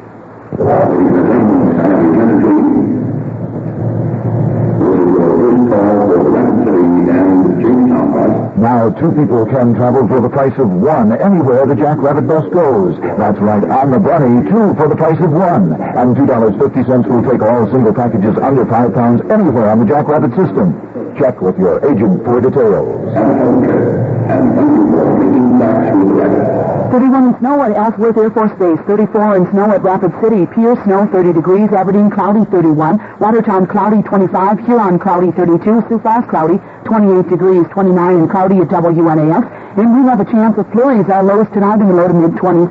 Southeast winds of 10 to 20 miles per hour. For tomorrow and tomorrow night, a 70% chance of snow with 2 to 4 inches accumulation possible. Highs tomorrow, low to mid-30s. Lows tomorrow night, upper teens to low 20s. It is 8:52. Good strong throw by Dave Engel as they got Castillo overrunning the bag at third there for the final out. Right now, we'll pause 30 seconds. This is the play-by-play broadcast of the Minnesota Twins. I drive a big rig. Every year I put thousands of miles on it, and I go through a lot of servicing. At Fremont Tire, the king of the road, I not only get the lowest prices on Bridgestone tires and the best servicing, but I get good friends, too. And I feel confident knowing that I'm driving on Bridgestone tires from Fremont. You know, folks like to call us truckers kings of the road, but since I've been getting my servicing in my Bridgestone tires from Fremont, I know who the real king of the road is. The Bridgestone tires come to Fremont Tire, Highway 75 North Sioux City. 8:53. Bottom of the 5th inning, Mickey Hatcher will lead it off for the Twins. They've got to come back again. They're trailing 5-4. Bannister's first pitch to Hatcher misses outside for a ball. Nick single to left field his first time up in the 3rd inning. Solid line drive. Now let's see if Castillo's bungle at third base will cost Seattle here in this ball game. There's a foul over towards the Twins dugout. It's 1-1 to Hatcher. Mick batting in the 9th slot tonight. He'll be followed by Eisenreich and then Gary Ward. Bobby Castillo throwing in the Twins bullpen. There's a fastball misses outside to Hatcher for a ball. It's 2-1. Castillo picked up by the Twins from the Los Angeles Dodgers, along with Bobby Mitchell. There's a fastball outside to Hatcher. It's 3-1. The Twins need a base runner. They trail by 1. Bannister working quickly, fires a fastball, lined into right center, a base hit. Going over for it, the right fielder, Collins. Hatcher's going to dig for second. The throw is in time. They got him. Collins, going to his right, bobbled the ball momentarily. Hatcher took a chance. And then a good throw from Collins, who's got an excellent arm, was thrown out. The shortstop, Cruz, Todd Cruz, taking the throw. The 9-6 scoring play. Hatch 2 for 2, but there's one out. 7 hits now for the Twins. Here's Jimmy Eisenreich. Jimmy grounded out the short and struck out. Breaking pitch is up high to him for a ball. 1 out here in the bottom of the 5th inning. Twins trailing 5-4. Bannister out of a windup, fires a fastball, a swing and a foul at the plate. It's 1-1.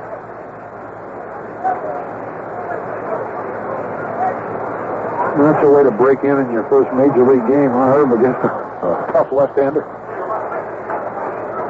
Curveball, checked the swing, accidentally fouled off the pitch. It's 1-2. Yes, and there's a test for a young man out of the Midwest League coming up against a veteran left-handed pitcher, regarded as one of the better left-handers in the league. Yes, he is. Good live arm. Shakes off a couple signs from Eschen. Here's the pitch. Missed outside with a breaking ball. It's 2-2. Eisenreich with excellent speed. He's going to steal some bases for the Twins. Bannister's pitch. Check swing, one hopper back to the mound. Bannister's got it. Fires it on to Mailer, and there's 2 outs. Gary Ward, the batter. He's the designated hitter tonight. Gary flied out to center field. Hit one deep in the hole to short, but the Twins had Hatcher on at first base, and Todd Cruz was able to go to Julio Cruz for the out at second. Check swing, line drive into the stands on the right side for a strike. Gary hit the ball hard in spring training. Had a home run and 3 runs batted in. But he peppered the ball pretty well all over the park. No one particular spot. Got that close stance of his. Started after a fastball, but took it outside for a ball. It's 1-1. It's the Mariners, the California Angels, and the Oakland A's here in the homestand opening up the 1982 season. The pitch to Gary Ward is in there for a call strike. He got the fastball on the inside corner. 1 ball and 2 strikes to Ward. The infield is out beyond the line that designates the end of the infield here on the turf. There's a foul over towards the batter's box. Engels retrieving it on the third base side. 5-4, the Mariners have regained the lead over the Twins. Mariners with a little punch in the middle of that lineup and some speed at the top. Fastball just missed the Ward inside. It's 2-2.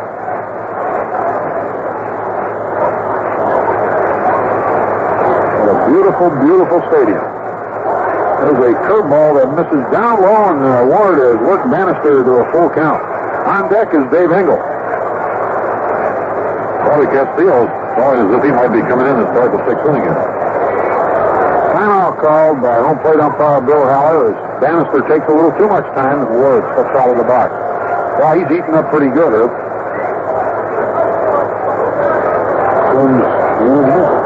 Maybe Redford's had it loose. Enough to throw. There's a swing and a miss for the breaking pitch. And Bannister records his 7th strikeout of the ball game. Twins, no runs, 1 hit. Nobody left on base after 5 complete innings of play. Seattle 5, the Twins 4. And getting tickets for the Twins is very easy with various means to do so. The tickets may be purchased in person at the Twins ticket office on the Chicago Avenue side of the Dome or at all Donaldson's ticket outlets.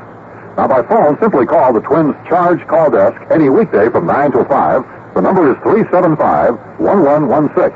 That's 375-1116. And by mail, advance tickets are available by enclosing a check or money order, including $1 handling, and sending it to Twins Tickets, the Metrodome, Minneapolis, Minnesota 55415. Reserve seats are $8. General admission seats, $4. And do remember that all Thursday games at the Dome are discounted to $6 and $3 for you fans. The address again is Twins Tickets, the Metrodome, Minneapolis, Minnesota 55415. So plan now to take in 82 Twins baseball An exciting game in one of baseball's most exciting ballparks. Manager Billy Garner is going to left lead wrestling after going 5 innings, giving up the 5-9 run on 6 hits. And Bobby Castillo, the right-hander, had a great spring for the Twins coming on. So we have a pitching change here as we start the 6th inning. A break in the action. Let's listen to this. Football paper down, Lawrence. I want to talk to you about Larry. What's that, dude? Well, you know how Larry has his heart set on farming, and with the cost of land and I machinery... ran into Larry's ag teacher the other day in front of the bank, and we talked about that problem.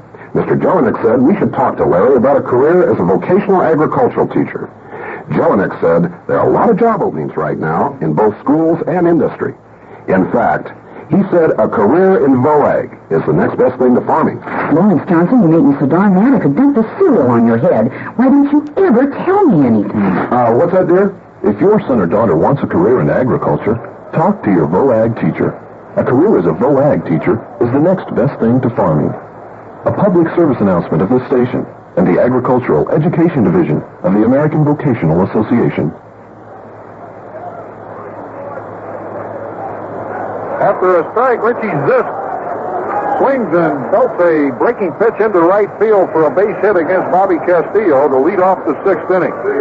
Before Al Collins comes up to bat, we'll pause 10 seconds for station identification. This is where you hear the Twins during the 1982 Major League season.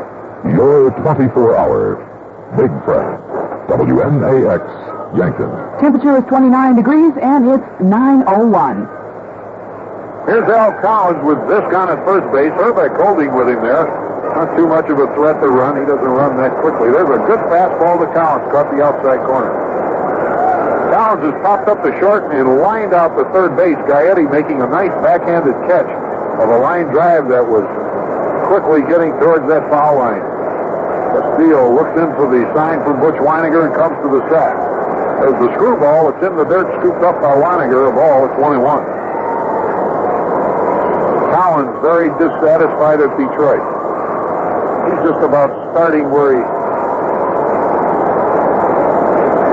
the same type of a ball club that he started with when he was at Kansas City. There's a swing and a miss at a breaking pitch. It's 1-2. Collins getting into that Kansas City Royal outfield, doing an excellent job. Kansas City Royals came of age. Otis, Collins in that outfield. Here's the 1-2 pitch.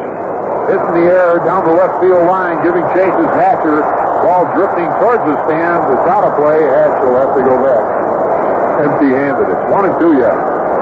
Zisk returning to first base is Chuck Cartier. Third base coach for the Mariners flashes a few signals.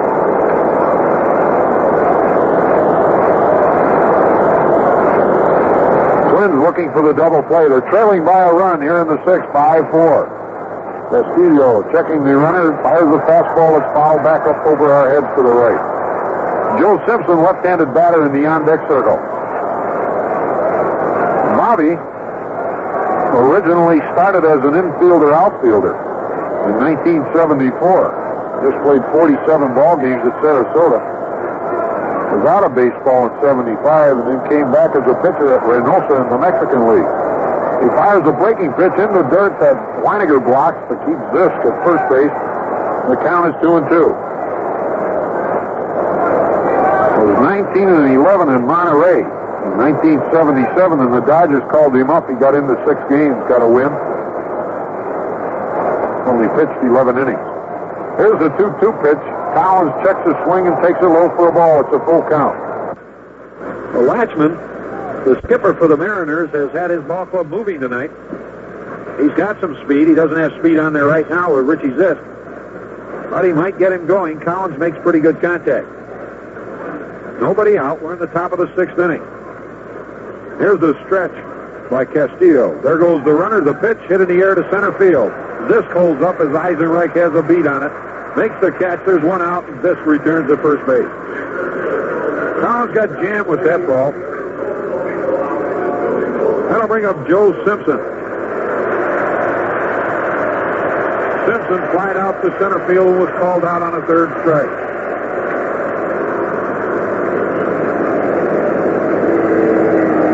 left-handed batter. Gaetti comes in at third base. He's in front of the base path, off the line.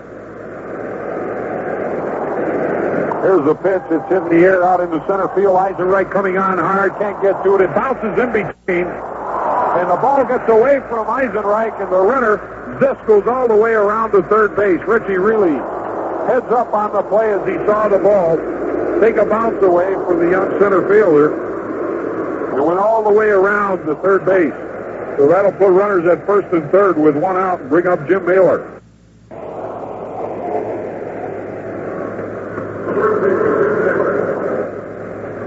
Thus far, we have not seen an error. There it is now, put up on the board. An error enabling Zisk to go to third. The Twins need a double play. They're trailing 5-4. 8 hits now for Seattle. Naylor has singled to center and homered over the left field fence. There's a fastball that's up high to him for a ball. It's 1-0. Naylor wearing number 33, looking over at Cartier.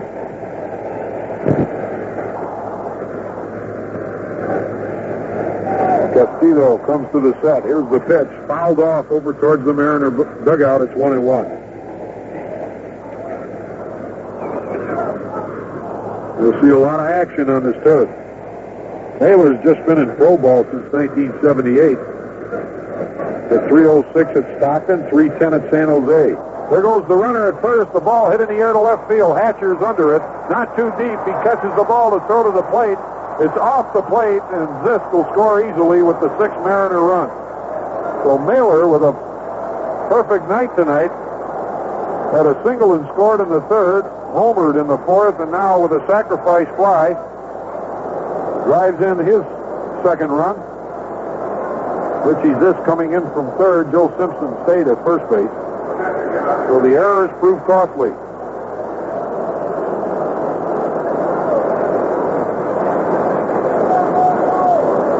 Naylor with a couple RBIs in the ball game. Here's Jim Eschen. Single to left and scored. Slide out to center. Castillo fires a fastball inside and high for ball 1. Eschen with a great spring, batting .414. Jimmy Mailer with the sacrifice fly, driving in the 6th run. There goes the runner. The ball hit up the middle, backhanded by Wilfong to throw to first base. Is not in time. Boy, Herbeck really got out there. Eschen, hustling down the line, just managed to beat it out. Rob couldn't get anything on the ball. And that's the way Eschen has gone against the Twins over his career. Simpson held up at second base. That'll bring up Todd Cruz. Base hit credited to Jim Eschen. Runners at first and second now with 2 outs.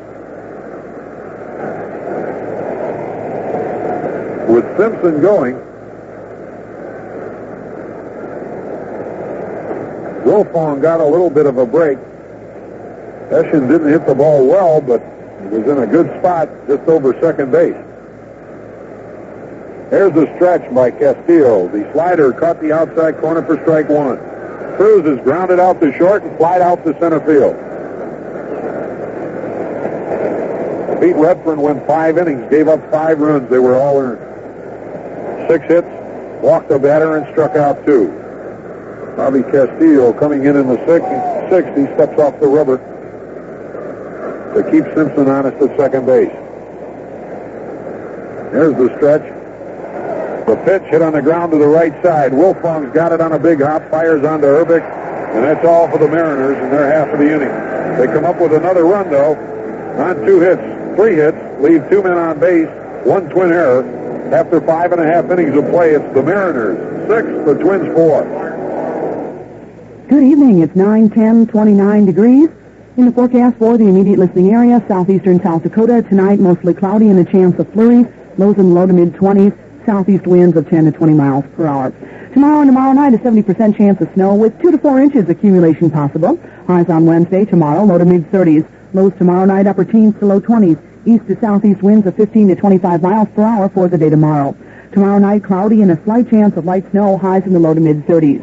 For Minnesota, there is a winter storm watch for the southern third of Minnesota tomorrow afternoon and tomorrow night.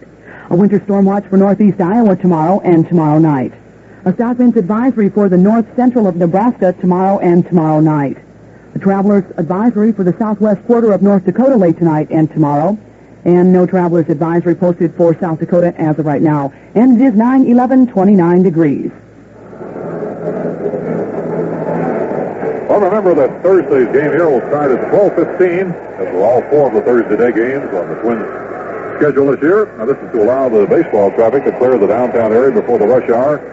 And, of course, this Thursday, you can also stay around if you like after the Twins play the Mariners and see the Chicago White Sox and the Toronto Blue Jays as they play an exhibition game here in the Metrodome after the Twins game with the Mariners. Another night game, of course, tomorrow night at 7:35, and the probables are Jim Beatty against Jim Erickson. Right now, Thursday afternoon's matchups look like Gene Nelson, the young right-hander, very highly regarded prospect who was acquired from New York in the deal that sent reliever Shane Raleigh to the Yankees. Nelson going against Brad Havens here on Thursday afternoon. I like that kid, Nelson. A good hard slider. Surprised they traded him. Yeah, I am too. Of course, they wanted another left-hander and had to give up something good for him. Well, the Twins trying to get something going here in the sixth inning. They trail by a couple, 6-4 to the Mariners. Dave Engel, the batter, takes the first pitch in the dirt from Bannister. The ball almost bounced up and hit him. Dave got it going for the Twins with a home run inside the foul pole in the first inning in left field, and had an infield single and scored in the fourth. There's a pop-up, shallow center field. The second baseman, Julio Cruz, out there. He's being called off now, and the center fielder, Joe Simpson, slipped and fell as he caught the ball, but he hung on to it. So it's Simpson that makes the put-out. Boy, if that ball would have hit the ground, it probably would have bounced about 30 feet. That was up there. Got an instant replay camera on the scoreboard here at the Metrodome. Gives the fans a couple thrills.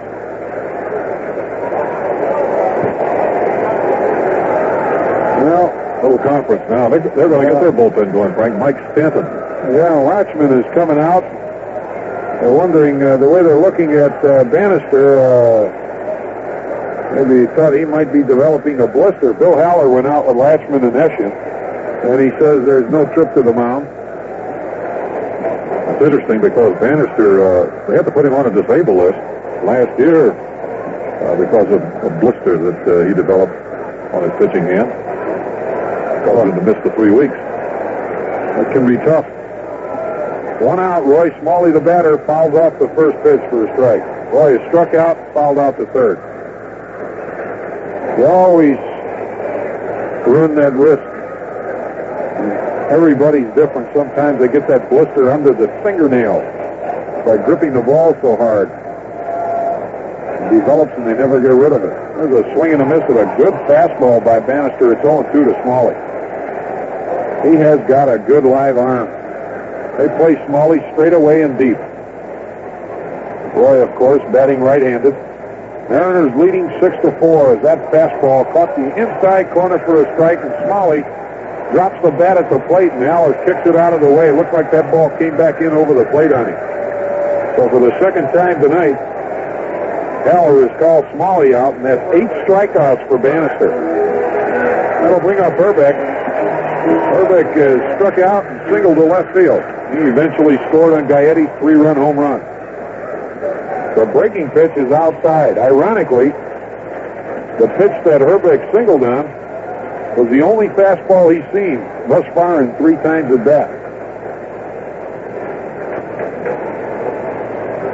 Right-hander Stanton loosening up in the Mariner bullpen. There's a swing and a miss at a good fastball. It's 1-1. He had a rip. I mentioned earlier, Herbeck very seldom gets cheated. Got a beautiful swing. There's a windup by Bannister. Breaking pitches outside for a ball. It's 2-1.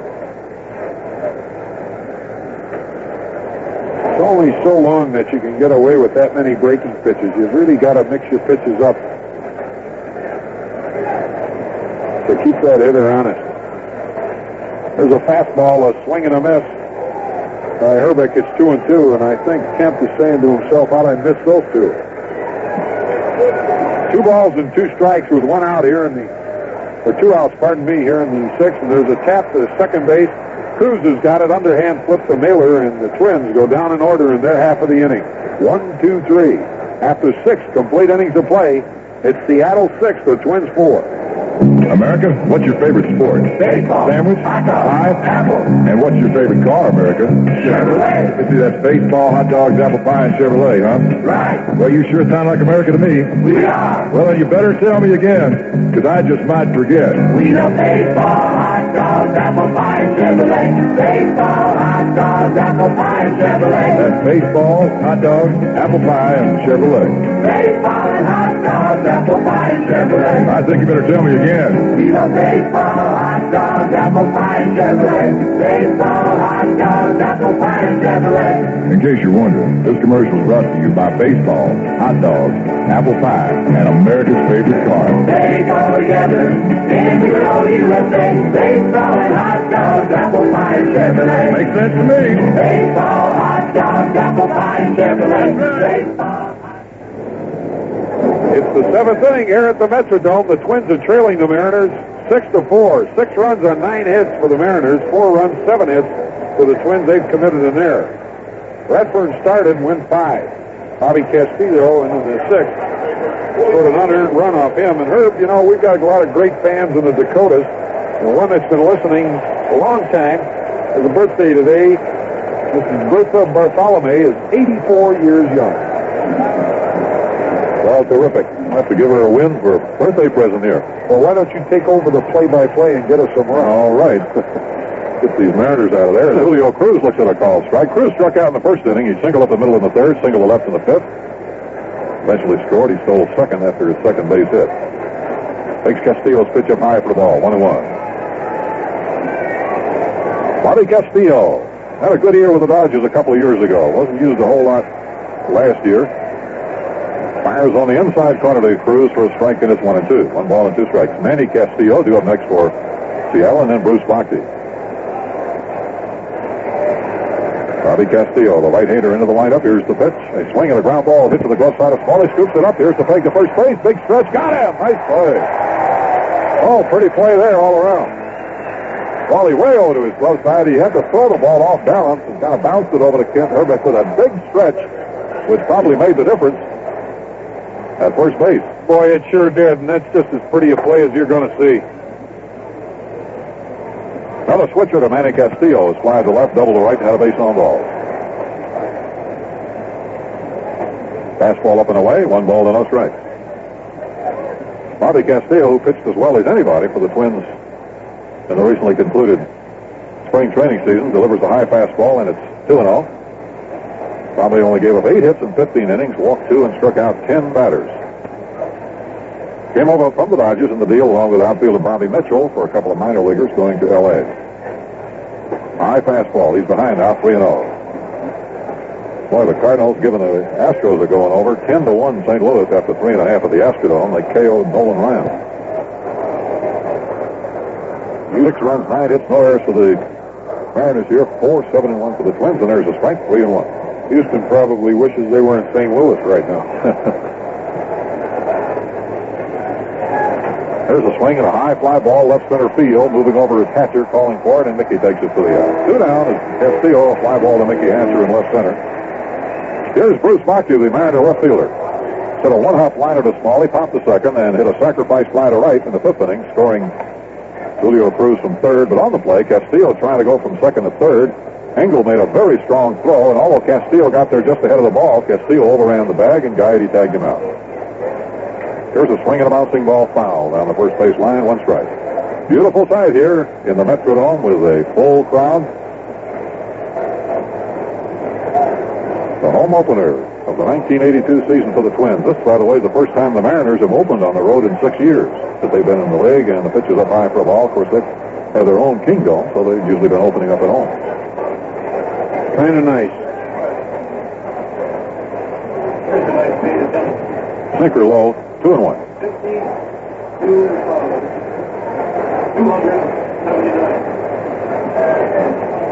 Tom Mee of the Twins announcing the attendance. There's the windup by Castillo. The pitch, a fastball up high. He's behind Bhakti now, 3-1 with 2 out and nobody on. And the Mariners leading 6-4. Well, it's the largest crowd ever to see a Twins game in Minnesota. There's a pitch inside to Bhakti for ball 4. Bhakti got the base on ball. That'll bring up Zisk. Richie is line to center, grounded to short, and single to right. The previous high attendance was for the 7th game of the World Series. Back in 1965, when a little over 50,000 showed up for that one. Twins had their largest home opener ever last year with Oakland, over 42,000, but that's been surpassed by 10,000 here tonight. A swing and a miss by Zisk at 0-1. Tonight's paid $52,279. 5-2-279 the paid attendance. The largest crowd to see the Twins here in Minnesota. Bobby Castillo into the set now. Looks to first, delivers. A breaking ball low and outside. 1-1 to right-handed batting Richie Zisk, wearing number 22, steps out to check with Chuck Cartier, his third base coach. Two young teams opening up the season here. There's a swing and a foul. Bounced off to the left of the plate, and it's 1-2 to Zisk. It's got to be a great experience playing in front of this larger crowd. First game ever. Interesting, the Mariners have the youngest player in the majors, pitcher Ed Nunez, and also the oldest, Gaylord Perry. Wonder what they talk about on the bench. Those two? Yeah. Not the good old days. No. Here's the set by Castillo on the pitch. On a line drive right by Castillo into center field for a solid base hit. Eisenreich up for the ball. Bhakti checks into second on a solid single up the middle for Zisk. He's 2 for 4. Boy, he drove that one right by Castillo. Boy, that Zisk, he's what you'd classify a country hitter. You put it up in his eyes, and he's going to get one of the awfulest swings you've ever seen.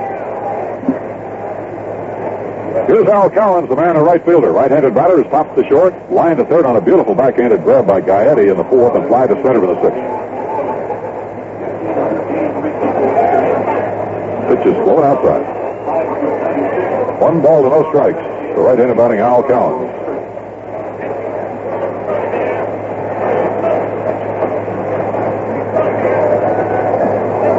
And the pitch. Swing a line drive in the right field, and that's trouble. The ball's between Engel and the line rolling all the way to the fence. Bhakti's around third. He's going to score. Zisk will stop at third on a double down the right field line by Collins, making it 7-4 Seattle. Bhakti coming around from second, Zisk going from first to third. So, boy, they just keep hacking on the run. That's the 5th hit that Bobby Castillo has given up in an inning and 2/3. Got the first 2 men out this inning before walking Bhakti. Left-handed batting center fielder Joe Simpson, who has fly to center, been called out on strikes, had a Texas League single in the 6th inning.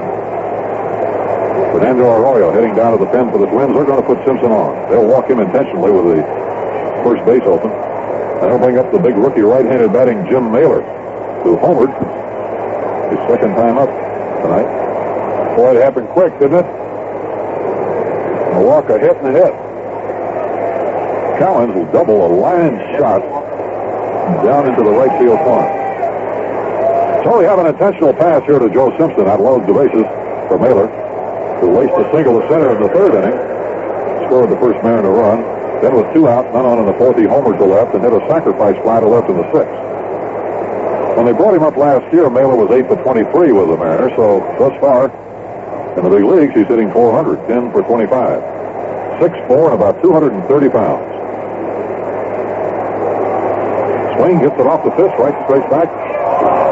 Over to our booth next door.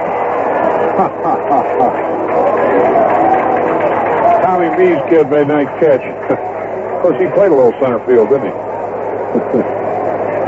Tom B, the Twitch Public Relations Director. Give him a glove, though. That's those kind, huh? You said it. There's a slider strike on the outside corner to Mailer. No balls and 2 strikes. Oh, we know they can get up here now. Yeah, that's the first one that's reached the broadcast deck here. Better them than us, huh? You said it. Bases full of Mariners with 2 out. They lead 7-4. We're in the top of the 7th inning. Right-hander Bobby Castillo delivers a swing and a fly ball hit out into left center field. Here comes Eisenreich. Here comes Hatcher. Hatcher diving for the ball. Didn't get it. Ball rolls away from him. And, boy, that's going to be trouble as everybody's going to score. And Hatcher made a dive for the ball but couldn't get to it. Just a little fly ball double into shallow left center field. Hatcher made a valiant diving effort to get to the ball, but he couldn't reach it. So Mailer ends up on second base as he clears the bases first. In that situation with 2 out, everybody could run as soon as the ball was hit. It was kind of a high fly ball at that, but nobody could get to it out in left center field. This coming in from third, Collins from second, and Simpson from first. So it's a 4-run inning. And it is now a 10-4 lead for the Mariners. And boy, what a night this rookie first baseman Jim Mailer is having. A 3-run double gives him 5 RBIs. I'll tell you, there's a play there as far as getting together on. I was worried about a collision as well as Hatcher rolling over his arm and possibly dislocating a shoulder or an elbow, because that'll happen sometime. Jim Estienne, the catcher, up. He's had a single to left, a bouncer through the hole, fly to center, and singled to the right side of the infield last inning. Swings hits the little bloop out into left center field. Here comes Eisenreich, and he makes the catch on that one. But it's a big inning for the Mariners. They come up with 4 runs on 3 hits. So we know there was a couple of walks and 1 left. We go to the bottom of the 7th inning and take a stretch here as it's the Mariners 10, the Twins 4.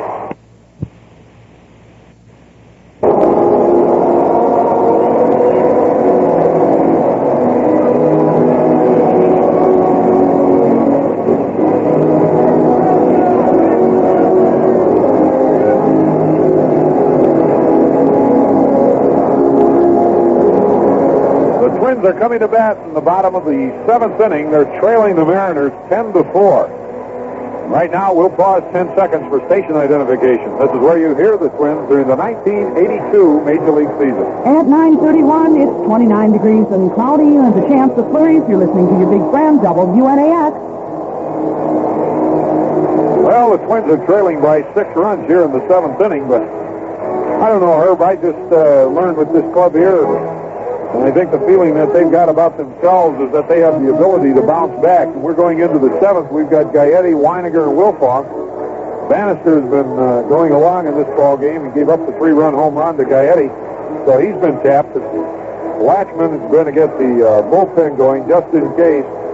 He's got Vandenberg, a left-hander, and Stanton, a right-hander, loosening up out in the bullpen.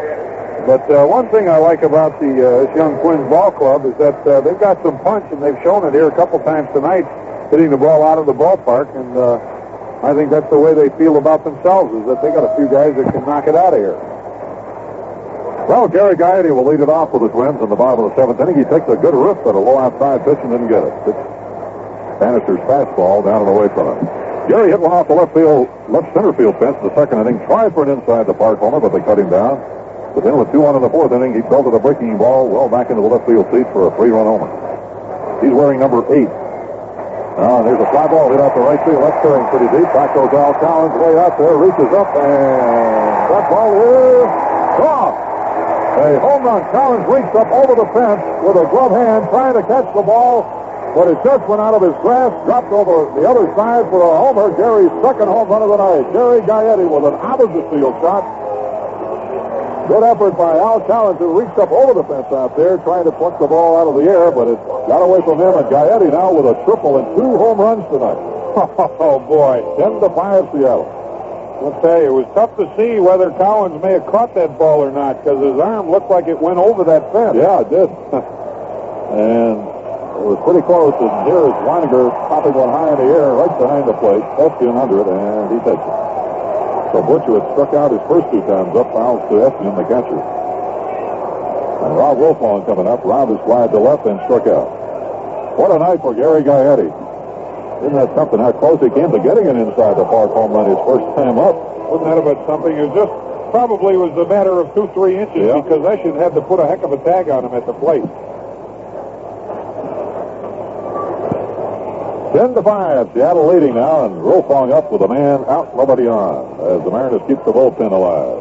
Breaking ball, strike on the outside corner, 0-1.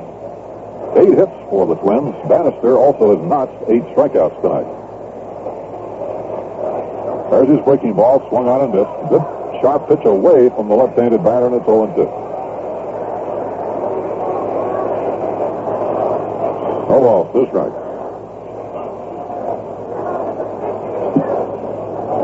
Billy Aller seen that ball go down the bullpen and was out into fair territory, so just called timeout.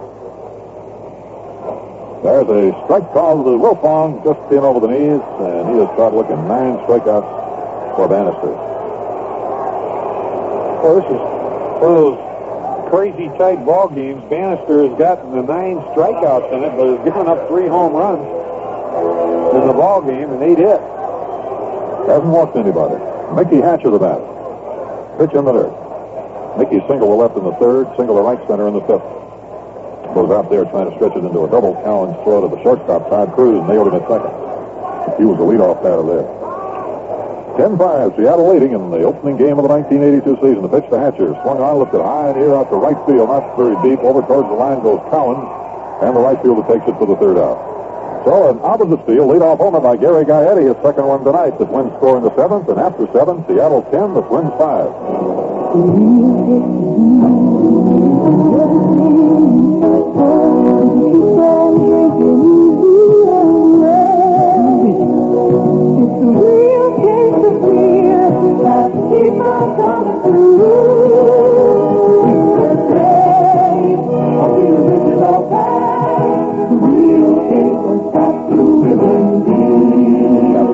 Milwaukee, Wisconsin. America, what do you love best? Baseball, hot dogs, apple pie, and Chevrolet. What was that again? We love baseball, hot dogs, apple pie, and Chevrolet. Oh. Baseball, hot dogs, apple pie, and Chevrolet. That's baseball, hot dogs, apple pie, and Chevrolet, huh? Baseball and hot dogs, apple pie, and Chevrolet. They go together. Here's the girl USA. Baseball and hot dogs, apple pie, and Chevrolet. Makes sense to me. We love baseball, hot dogs. Bobby Castillo leads the game after a couple innings as we go into the 8th inning. Fernando Arroyo coming on in relief, and with the pitching change, there'll be a break in the action, so let's listen to this. Paying bills is an unpleasant fact of life most of us have to face regularly. If you fail to pay a bill on time, you generally get a reminder or two, and then maybe a threat of some legal action. But what happens if you have a permanent life insurance policy and you stop paying the premiums for whatever reason? Do you lose the money you've put into that policy? Not at all, says the American Council of Life Insurance. Permanent life insurance policies, and this includes whole or state life, limited payment, and endowment policies, have cash value benefits built into them. These benefits are yours, and they're guaranteed. If you stop paying premiums, you can surrender the policy and withdraw the cash that's been accumulated over the years. Or if you wish, you can change your coverage into a form of extended term insurance or reduced paid-up permanent life insurance. Whatever you decide, the choice is yours to make. Your policy describes the various provisions available to you and contains a table showing you your cash value. It is 9:37, 29 degrees. Fernando Arroyo, the 3rd Twins pitcher tonight. First 2 pitches to Todd Cruz, fouled off. And the Mariners shortstop now with an 0-2 count. He's grounded to short, fly to center, and bounced to second. Castillo in 2 innings was charged with 5 runs, 6 hits, and 2 walks, one of those intentional. We did have a couple of Texas League hits off him that really hurt. One by Simpson in the 6th, and another by Mailer last inning with a bases loaded and 2 outs that scored 3 runs. Here's the pitch to Cruz out of a deep crouch. Takes the slider from Arroyo outside of ball 1-2. Fernando, 7-10 last year for the Twins. Was in 23 games, started 19, and had 2 complete games. There's the pitch. Breaking ball outside, it's 2-2. Julio Cruz on deck, and then Manny Castillo due up for the Mariners. With 7 runs, or 10 runs rather, 10 runs and 12 hits. There's a swing and a foul, back out of play. Count holds at 2-2. Twins with 5 runs, 8 hits, 3 home runs off Floyd Bannister. Ball 2 and strike 2 to Todd Cruz. As Arroyo takes the sign, here's the windup by Nando. The pitch is pass swung on, and it is throw the strike. He's out of there. The breaking ball, he tried to check, but went too far. Strikeout for Arroyo. 1 down. It'll bring up Julio Cruz, the second baseman. He struck out of the 1st inning. Then singled in the 3rd to center. Single to left in the 5th. Bounced out to Smalley behind second place on a nice play by Roy and a good grab of the throw by Hubbock at first base. Cruz batting left. Fastball tailing outside. 1 ball and no strikes. Tomorrow night at 7:35, Roger Erickson goes for the Twins and Jim Beattie. for the Mariners. There's a fastball strike on the outside corner, 1-1. Rookie first baseman Jim Mailer with 5 runs batted in tonight for the Mariners. There's a swing and a fly ball down the left field line. Trouble if it's there. It is a foul by about a dozen feet down in the left field corner, 1-2. Julio has knocked in 2 runs tonight. Castillo, Bhakti, and Collins have the other RBIs for Seattle. First 5 runs charged to Redfern in 5 innings. Arroyo into the lineup. The pitch. Cruz swings, bouncing ball back to Nando off the mound. He flips it on over to Herbeck for an easy out. Pitch of the first to play, 2 down for Seattle in the 8th. It'll bring up Castillo, the third baseman. Who's flied to left, double to right, walked and flied to left again.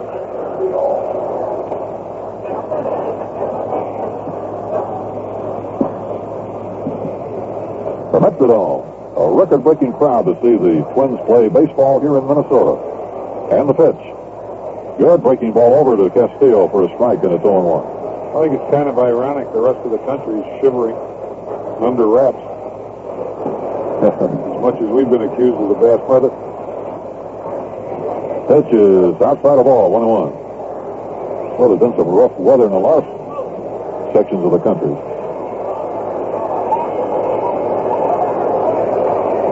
And the pitch. Swing and a foul, backing out of play. 1 ball, 2 strikes.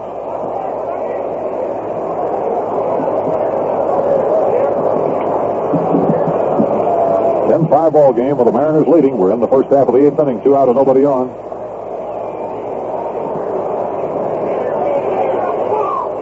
Arroyo checking his sign with Weiniger. Nando winds, delivers. The fastball swung on. A little pop-up back to third base down the left field line. Hatcher over. He can't get it. It's foul by about a foot. Oh, got a break there. Just landed foul.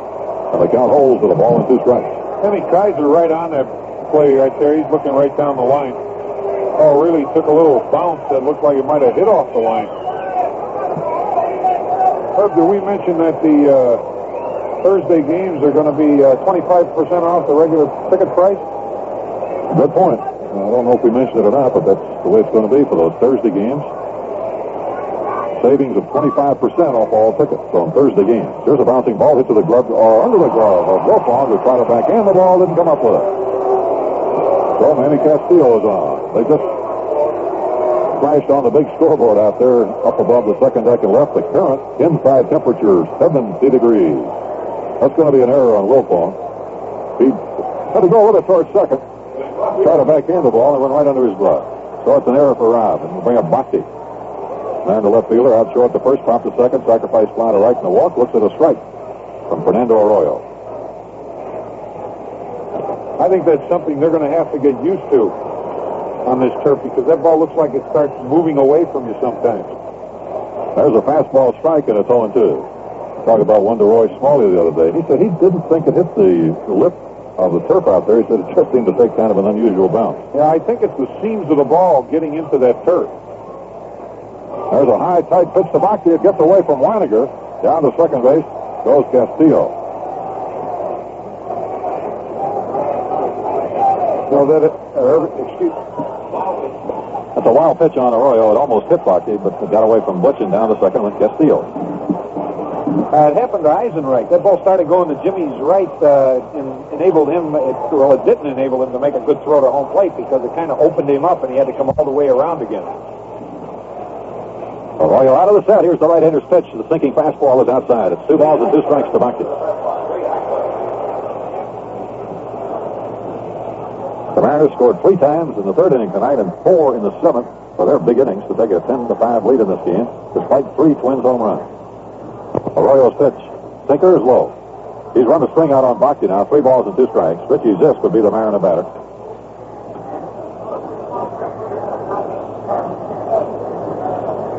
All the interesting facts and figures about the Metrodome.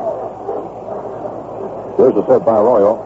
And the pitch is strike 3, a fastball on the outside corner. Bhakti started after it, didn't swing, but was called out by Howler. It put up a little squawk and walks away. 2 strikeouts in the inning for Arroyo. No runs, no hits, 1 error, 1 left. We go to the bottom of the 8th. The Mariners 10, the Twins 5. Lead the Minnesota Twins 10-5 as we go into the bottom of the 8th inning. We're going to pause for 30 seconds. This is the play-by-play broadcast of the Minnesota Twins. Well, the Twins coming up in the bottom of the 8th inning. Jesus Vega is going to bat for Eisenreich. Jim had hit to the pitcher, struck out, and hit to the pitcher again. Vega, 429 in spring training. Right-handed batter takes outside a ball. So Eisenreich leaves the game 0 for 3 tonight. Ward is on deck, and then Engel to follow. Right-handed batting, Jesus Vega, wearing number 21. As Bannister, who's pitched all the way for the Mariners, delivers, had him swinging on the next pitch, 1-1. 1 ball and 1 strike. 10-5, the Mariners lead, last of the 8th inning. Right-hander Larry Anderson now starting to heat up out there for the Mariners. As Bannister, the left-hander, delivers.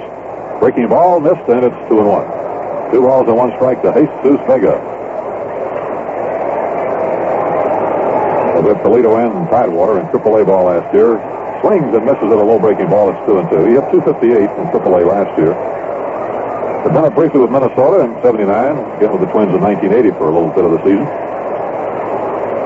Swing and a miss at that fastball tailing down and away from him. Bannister struck him out his 10th strikeout of the ball game.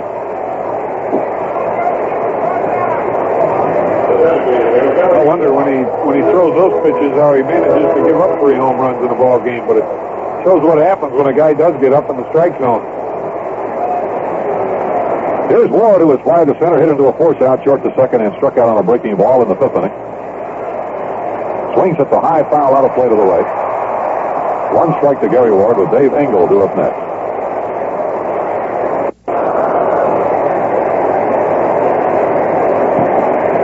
Bannister, except for a few pitches early in the ball game, has had excellent command of his stuff, and Ward fouls another one off, this time on the upper deck on the right field side. It's 0-2.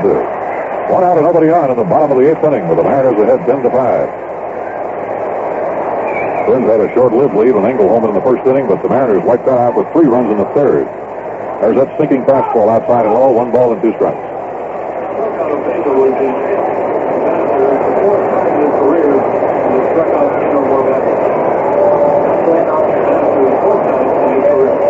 Bannister okays at the inside. Here's the windup and the pitch.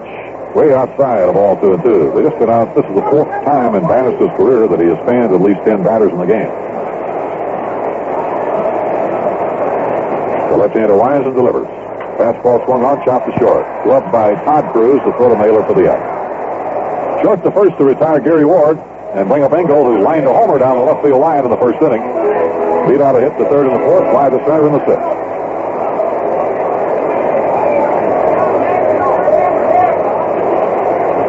Left-hander Floyd Bannister.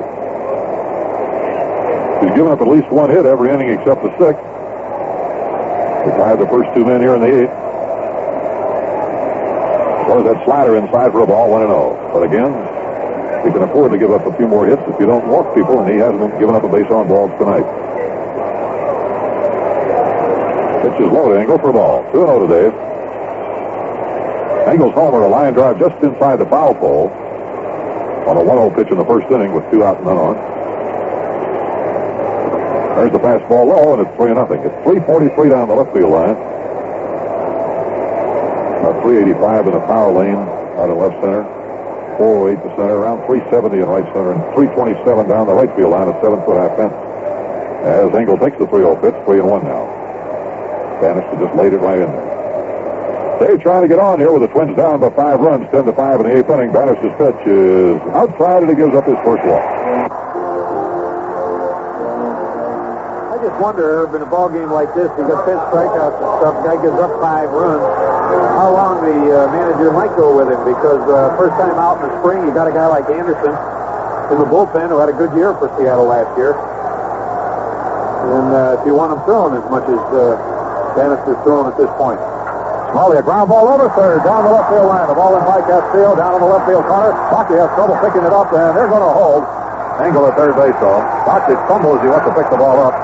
So no point in gambling here when you're 5 runs down, so Carl Keogh wisely held up Engel.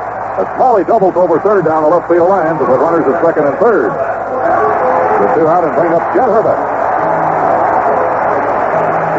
Oh, here comes Latchman now. Anytime you're striking that many guys out, you're throwing an awful lot of pitches. He's over 100 now. His longest outing in the spring training season was 6 innings. Right.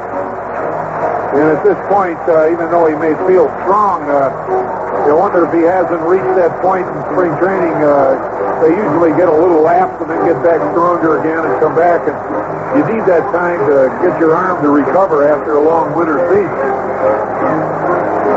He's going to leave him in, though. He's got a left-hander coming up the bat. The Mariners, of course, traded away their ace short reliever, Shane Rawley, but they were so tempted because they got an excellent, outstanding young prospect, Gene Nelson, in return. Also picked up veteran pitcher Bill Caudle. He's a right-hander. But Ed Vandenberg, the young left-hander, they're counting on out of the bullpen. There's Herbeck swinging and fouling one off.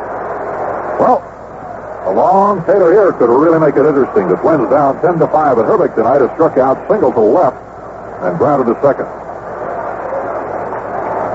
Engel on third, Smalley on second with 2 outs.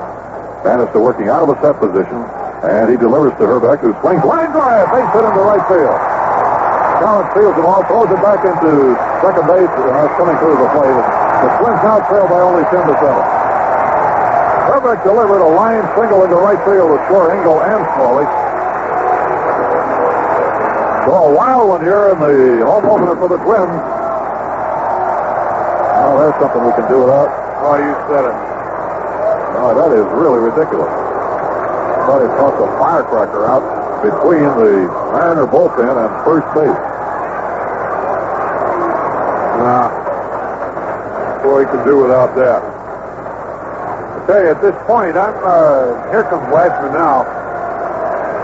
And that's going to be it for Floyd Bannister. But you start talking about pitches,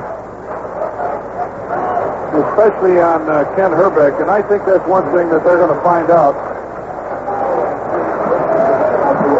that you can only throw so many of those breaking pitches against him, and you got to do something else to keep that kid honest. He's too good a hitter, and I think he's going to prove that around the American League.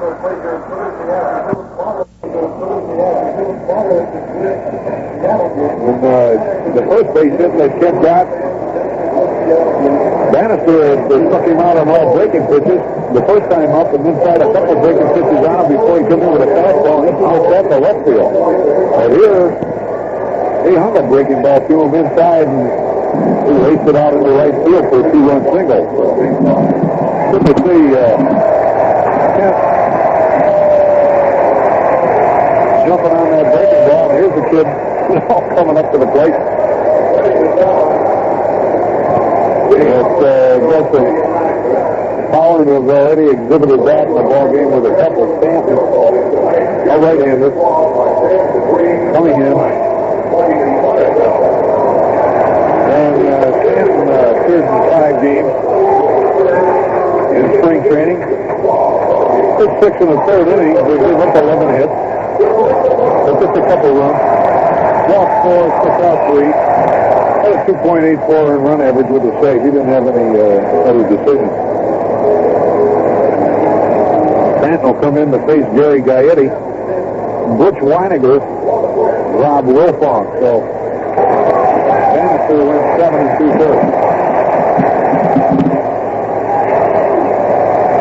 2/3. Big Mike Stanton now pitching to Gaetti. A triple and 2 homers, and just missed it inside the park. Homer his first time up. Here's the pitch from the right-hander, high and tight, leaned him back with a fastball. Gary's triple in the 2nd inning off the wall in left center. They cut him down on a close play at the plate. He homers to left, the 2 on in the 4th, and hit one over the right field fence, leading off the 7th inning. So it's now 10-7 Seattle. Herbeck on first, 2 out the pitch. Swing and a miss, and a slider down the way. 1 ball and 1 strike to go. Mike Stanton, 10 out by Cleveland, released in a signed a AAA contract with the Mariners on February the 18th. And, of course, is stuck with the club. Swing here to Lou Luke, back at third base, and that one's going to fall in for a base hit. Herbeck will stop at second. Gary Gaetti with his 4th hit. A little looper out in the shallow left field. It's up in there, sending Herbeck down to second. Gary Gaetti is having a night to remember. 4 for 4. Boy, oh boy. Weiniger now, the tying run at the plate. Butcher struck out twice tonight and fouled out for the catcher's last time up.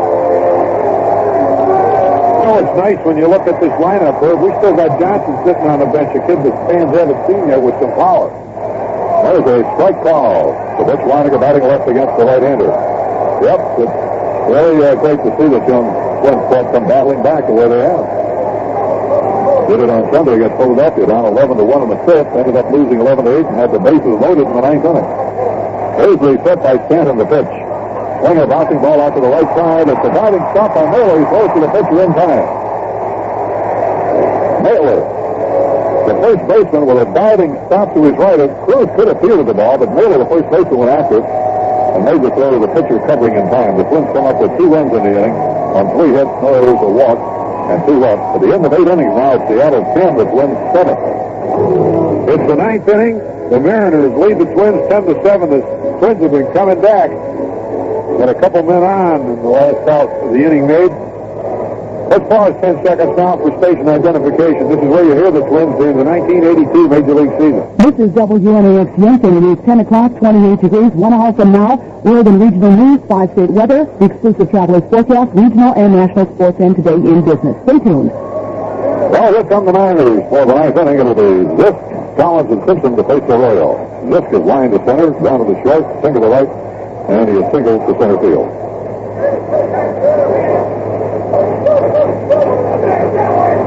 Somebody wanted to know how high the Metrodome was. They tell us 186 feet to the highest point in the dome. But the playing area is almost 50 feet below the ground level. And the first pitch to Zisk is outside for a ball. 1 ball and no strike. Fernando Arroyo takes the time, delivers. Zisk gets the ground ball to the right of Wilfong, backhands it. The tag is in time. 4-3 to play to get Ricky Zisk. 1 out in the ninth. Midwest Federal and WCCO Radio have purchased the broadcast rights of Minnesota Twins baseball for the pleasure and convenience of the listening audience. No broadcast, rebroadcast, or reproduction is permitted without the express authority of the Minnesota Twins, Midwest Federal, or WCCO Radio. Al Collins, the right fielder, popped the short line to third, fly to center, double to right. His double last inning drove in a run. It was a line drive into the right field corner, takes an inside fastball, ball 1.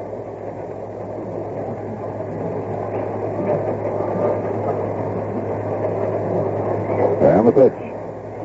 Inside again for ball 2, 2-0. Redfern went 5 innings. Castillo went 2, and each was charged with 5 runs. Castillo, the victim of a couple of top flies that dropped in there. And the breaking ball is low and outside, so Arroyo behind Collins. Now 3-0 left-handed batting Joe Simpson is on deck. There's the strike, and it's 3-1. 3 balls and 1 strike.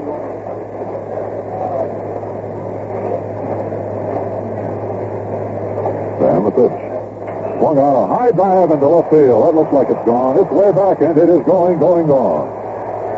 Pitch up and in on Collins, and he gave it a ride into the lower deck and left for a home run. It is now 11-7. Collins hit only 1 home run last year, but wasn't much doubt about that one when he hit it. 11-7 Seattle. So that's the 5th home run of this game tonight. 3 by the Twins. Then we'll bring up Joe Simpson, the center fielder, who is fly to center. Called that on strike. Had a Texas League single in the 6th inning to keep the rally alive there, and had an intentional walk in the 7th. Left-handed batting Joe Simpson. Strike, call the fastball over. So none of the 3 Twins pitchers have gotten by unscored on in the game tonight. Fastball outside, 1-1. The other occupants of the Dome Stadium, Houston, they're not faring very well either. Wow, they've given up 14 runs. Here's a little fly ball into left center field, and it's dropping in front of Bobby Mitchell. Has to play it on a bounce. Simpson, who can run, trying for 2. The throw slides in there. A little fly ball out in the center field. They hit that turf, and then it looked like the old Baltimore chop. You just have to wait for it to come down again after the bounce. And Simpson, who can really run, was on the track team at Oklahoma. Got himself a double.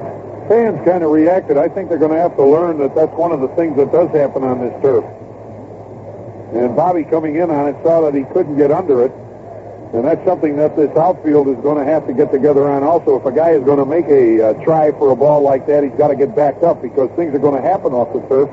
And, of course, we saw what happened when Hatcher dove for that 1 ball, and Eisenreich was behind him. 3 runs accounted. Mailer, a bouncing ball over Arroyo. Fielded by Smalley coming on. Throw to first is in time. Nice play by Smalley. Simpson goes to third. The first time rookie first baseman Jim Mailer has been retired. He's single leading off the 3rd inning. Homered with 9 in the 4th. hit a sacrifice fly to left in the 6th, and then a fly ball, bases loaded, 3-run double in the 7th. Here's Jim Essian, the catcher. He has a single to left, a fly to center, a single to second, and a fly to center. Jack O'Connor gets loose down the Twins bullpen. 11-7 Seattle here in the 9th inning. A runner on third for the Mariners, 2 out. Troyer's pitch swung on, chop toward short. Here's Gaetti cutting it off. The tag in time. 5-3 on the put up. The Mariners score on a homer by Al Collins. 1 run, 2 hits to leave 1 on. Last of the 9th coming up. The Mariners 11, the Twins 7. Inning. Mike Stanton, a right-hander, out on the mound, and for the Twins, we're going to have a bunch of left-handers. And the Twins sending up Wilfong. Mickey Hatcher scheduled to bat second. Bobby Mitchell third in the inning. Twins still have another left-hander on the bench, and Randy Johnson, who joined them from Glen Falls, New York. Randy driving in the first run ever in the Metrodome on an opposite field double in the first exhibition game against the Phillies. Wilfong with a fly ball to center field right at Joe Simpson. He hardly has to move to make the catch. Rob hit it hard, but right at the center fielder. He had flied to left his first time up, then struck out in the 4th, called out in the 7th. Lines out here to center. And Mickey Hatcher with a single to left, a single to right center, and a fly to right.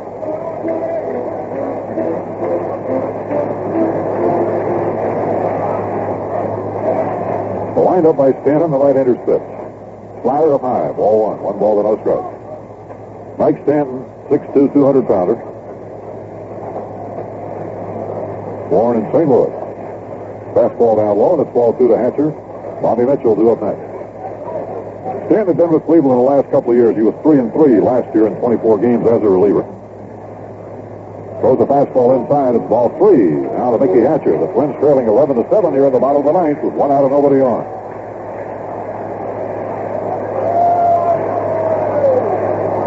And the pitch. Strike call, the fastball over, 3-1.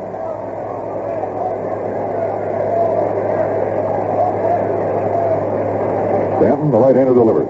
Inside, and Hatcher got a walk. Mickey goes to first base, and it'll bring up Bobby Mitchell, making his first appearance in the American League. Bobby hit .269 in the spring, and has spent the last 3 years at Albuquerque in AAA ball, the Dodgers organization. He had a couple of brief shots with L.A. It averaged .320 in the last 3 years in AAA, but never got much of a shot for the Dodgers.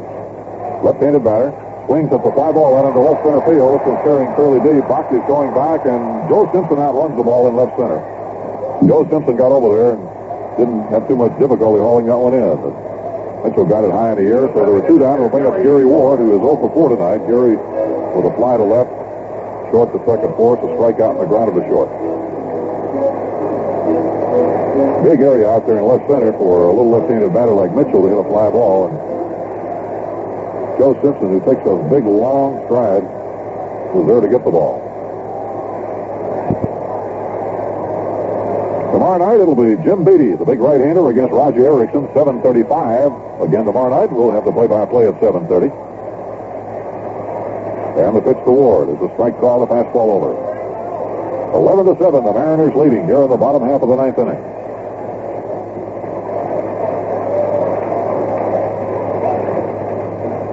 Slider had him swinging. No balls, 2 strikes. You look at that outfield, Herb. They got a few guys can motor out there.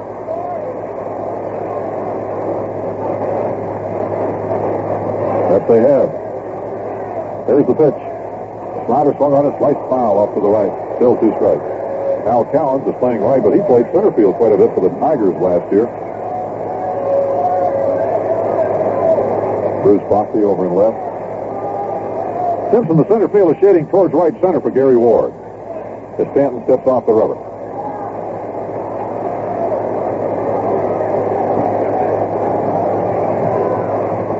Here's the set by Stanton, the pitch. A high fastball. Well, he can throw hard. He just reared back and threw as hard as he could that time. It was way up high. Stanton originally signed by Houston in 1975. There's a strike at the knees. Ward is caught looking, and the game is over. That's 11 strikeouts in the game.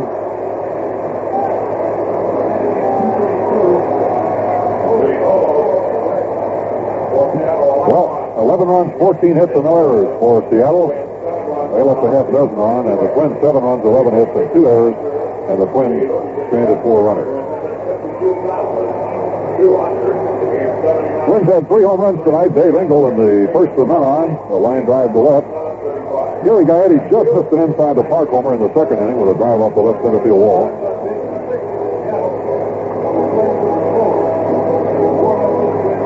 Gaetti hit a 3-run homer in the fourth, and a solo leading off the seventh inning. Home runs for the Mariners. Jim Mailer with none out in the fourth inning, and then Al Collins with nobody out of the ninth. The big man tonight, Frank, was that rookie first baseman Jim Mailer, and one of the key plays of the whole ball game was that fly ball that dropped in for a 3-run double in the seventh with 2 out at the time. And I think that's part of learning how to play on this turf. You got to be backing each other up. That outfield is going to have to learn how to communicate. Mickey Hatcher diving for the ball kind of smothered it, but Eisenreich had run by him. I'm not faulting him on that particular play because it was a tough play for Hatcher. But the outfield does have to back each other up a little bit more on this turf.